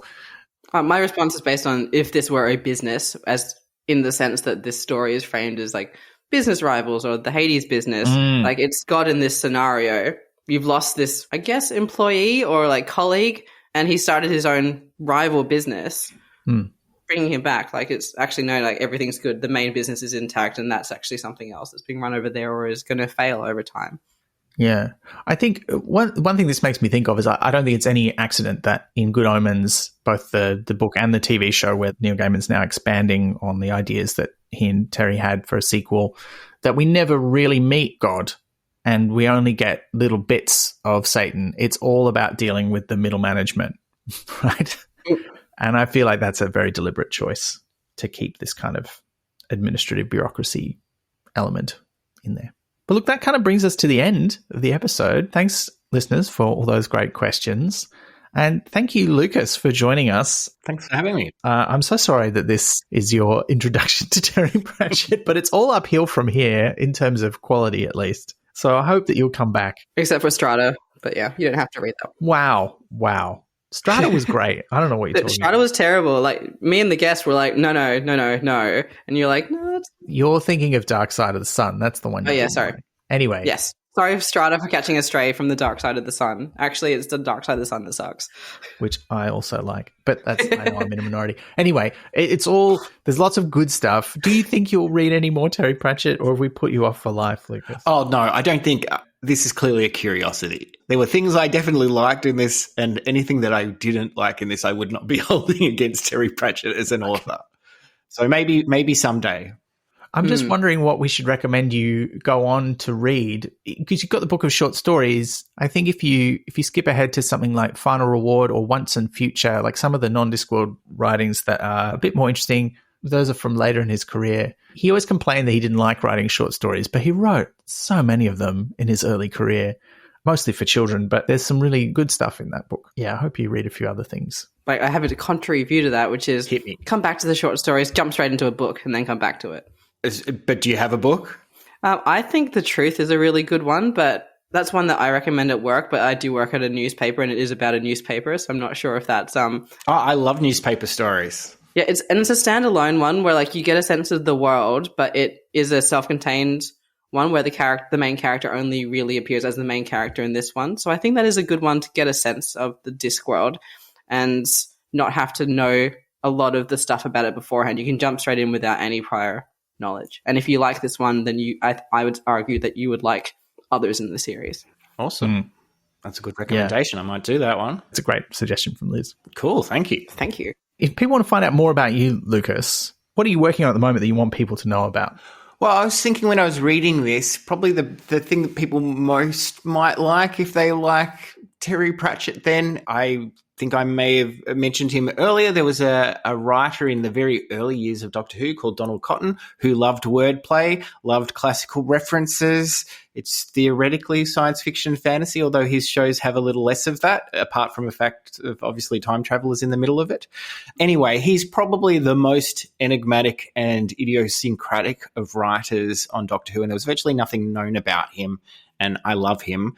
And a couple of years ago, I decided I would try to track down his story, find out who he was, and then found myself in a story that was very different from where I expected to go. So you can that's a 3-part audio documentary featuring Ben McKenzie in a couple of little moments, doing some performances of some of his comedy sketches and stuff. Yeah, it's a 3-part audio doco called Mythmaker, The Lost Legacy of Donald Cotton. You can get that at donaldcotton.com. Even if you're not a Doctor Who fan, I think it's a really interesting story kind of about creativity and trying to find your place in life and stuff like that. And I think coming out just as this episode comes out, the latest special edition of Doctor Who magazine is called Print the Legend, all about the Target line of novelizations of Doctor Who stories. And I have a piece in there as well about Donald Cotton. So check that out. Nice. Oh, cool. That documentary, and I didn't want to bring it up myself because I'm in it, but it is great. It's very, very good. I was only in a tiny little bit of it, and listening to the rest of it, I really enjoyed it. So I do recommend that. But that's it. That's it for us. We'll be back again next month. Thank you so much for listening. We wouldn't do it without you. Of course, there would be no point if you weren't listening. Thank you to all our subscribers for supporting the show. If you'd like to support the show, you can do that on our website. You can subscribe for as little as $2 a month to get a bit of bonus stuff and help us keep this podcast going. It's been 7 years nearly now, and we've probably still got at least a year to go. There's a lot more books to do, including the one that we'll be reading next month, Liz. Yeah, it's quite a long one, and it's bringing to a close quite a long series. It is The Long Cosmos, the 5th and the final Long Earth book. Yeah, I'm excited to close this out. I've started reading it already. I'm very interested to know where it goes. Like the rest of this series, it's really difficult to know what is going to happen next. So if you've got questions about that, please do send them in. The hashtag is Pratchett78, and we will be joined by both of our previous Long Earth guests, Joel Martin and Deanne Sheldon Collins, which will be great to have us all talk about this series that we've gone through together. It's a weird, Lucas, you haven't read these books, I'm sure, but it's a weird sci-fi mind bender of a book series. It's very strange, and I do like something a bit strange, so that's been fun. Yeah, but I also like when there's a book called The Long War to actually have a war in it, so... Controversial. You just made a gesture with your eyes. Is there no war in this one? You looked very unsatisfied. Oh, there's no war in it, and it's such a long book. But it's still good. I have so much admiration for you two that somehow, like, you're reading these and then I assume still reading other normal books, not normal. I apologize, Pratchett fans, non-Pratchett books to continue your reading over the last 7 years. That's a lot of reading. Yeah, but it's a joy because I would never have read the long series without this podcast. And while, yes, I have a few quibbles about it, I'm really glad I read them, and I'm excited to read this last one because there's so many good and interesting ideas in it. But yes, do not promise in your title what you do not deliver in your book. So rough, but fair. Yeah, so if you have questions about that, please do send them in. Use the hashtag Pratchat78. And if you've got any questions or feedback about this episode, you can send it in to us.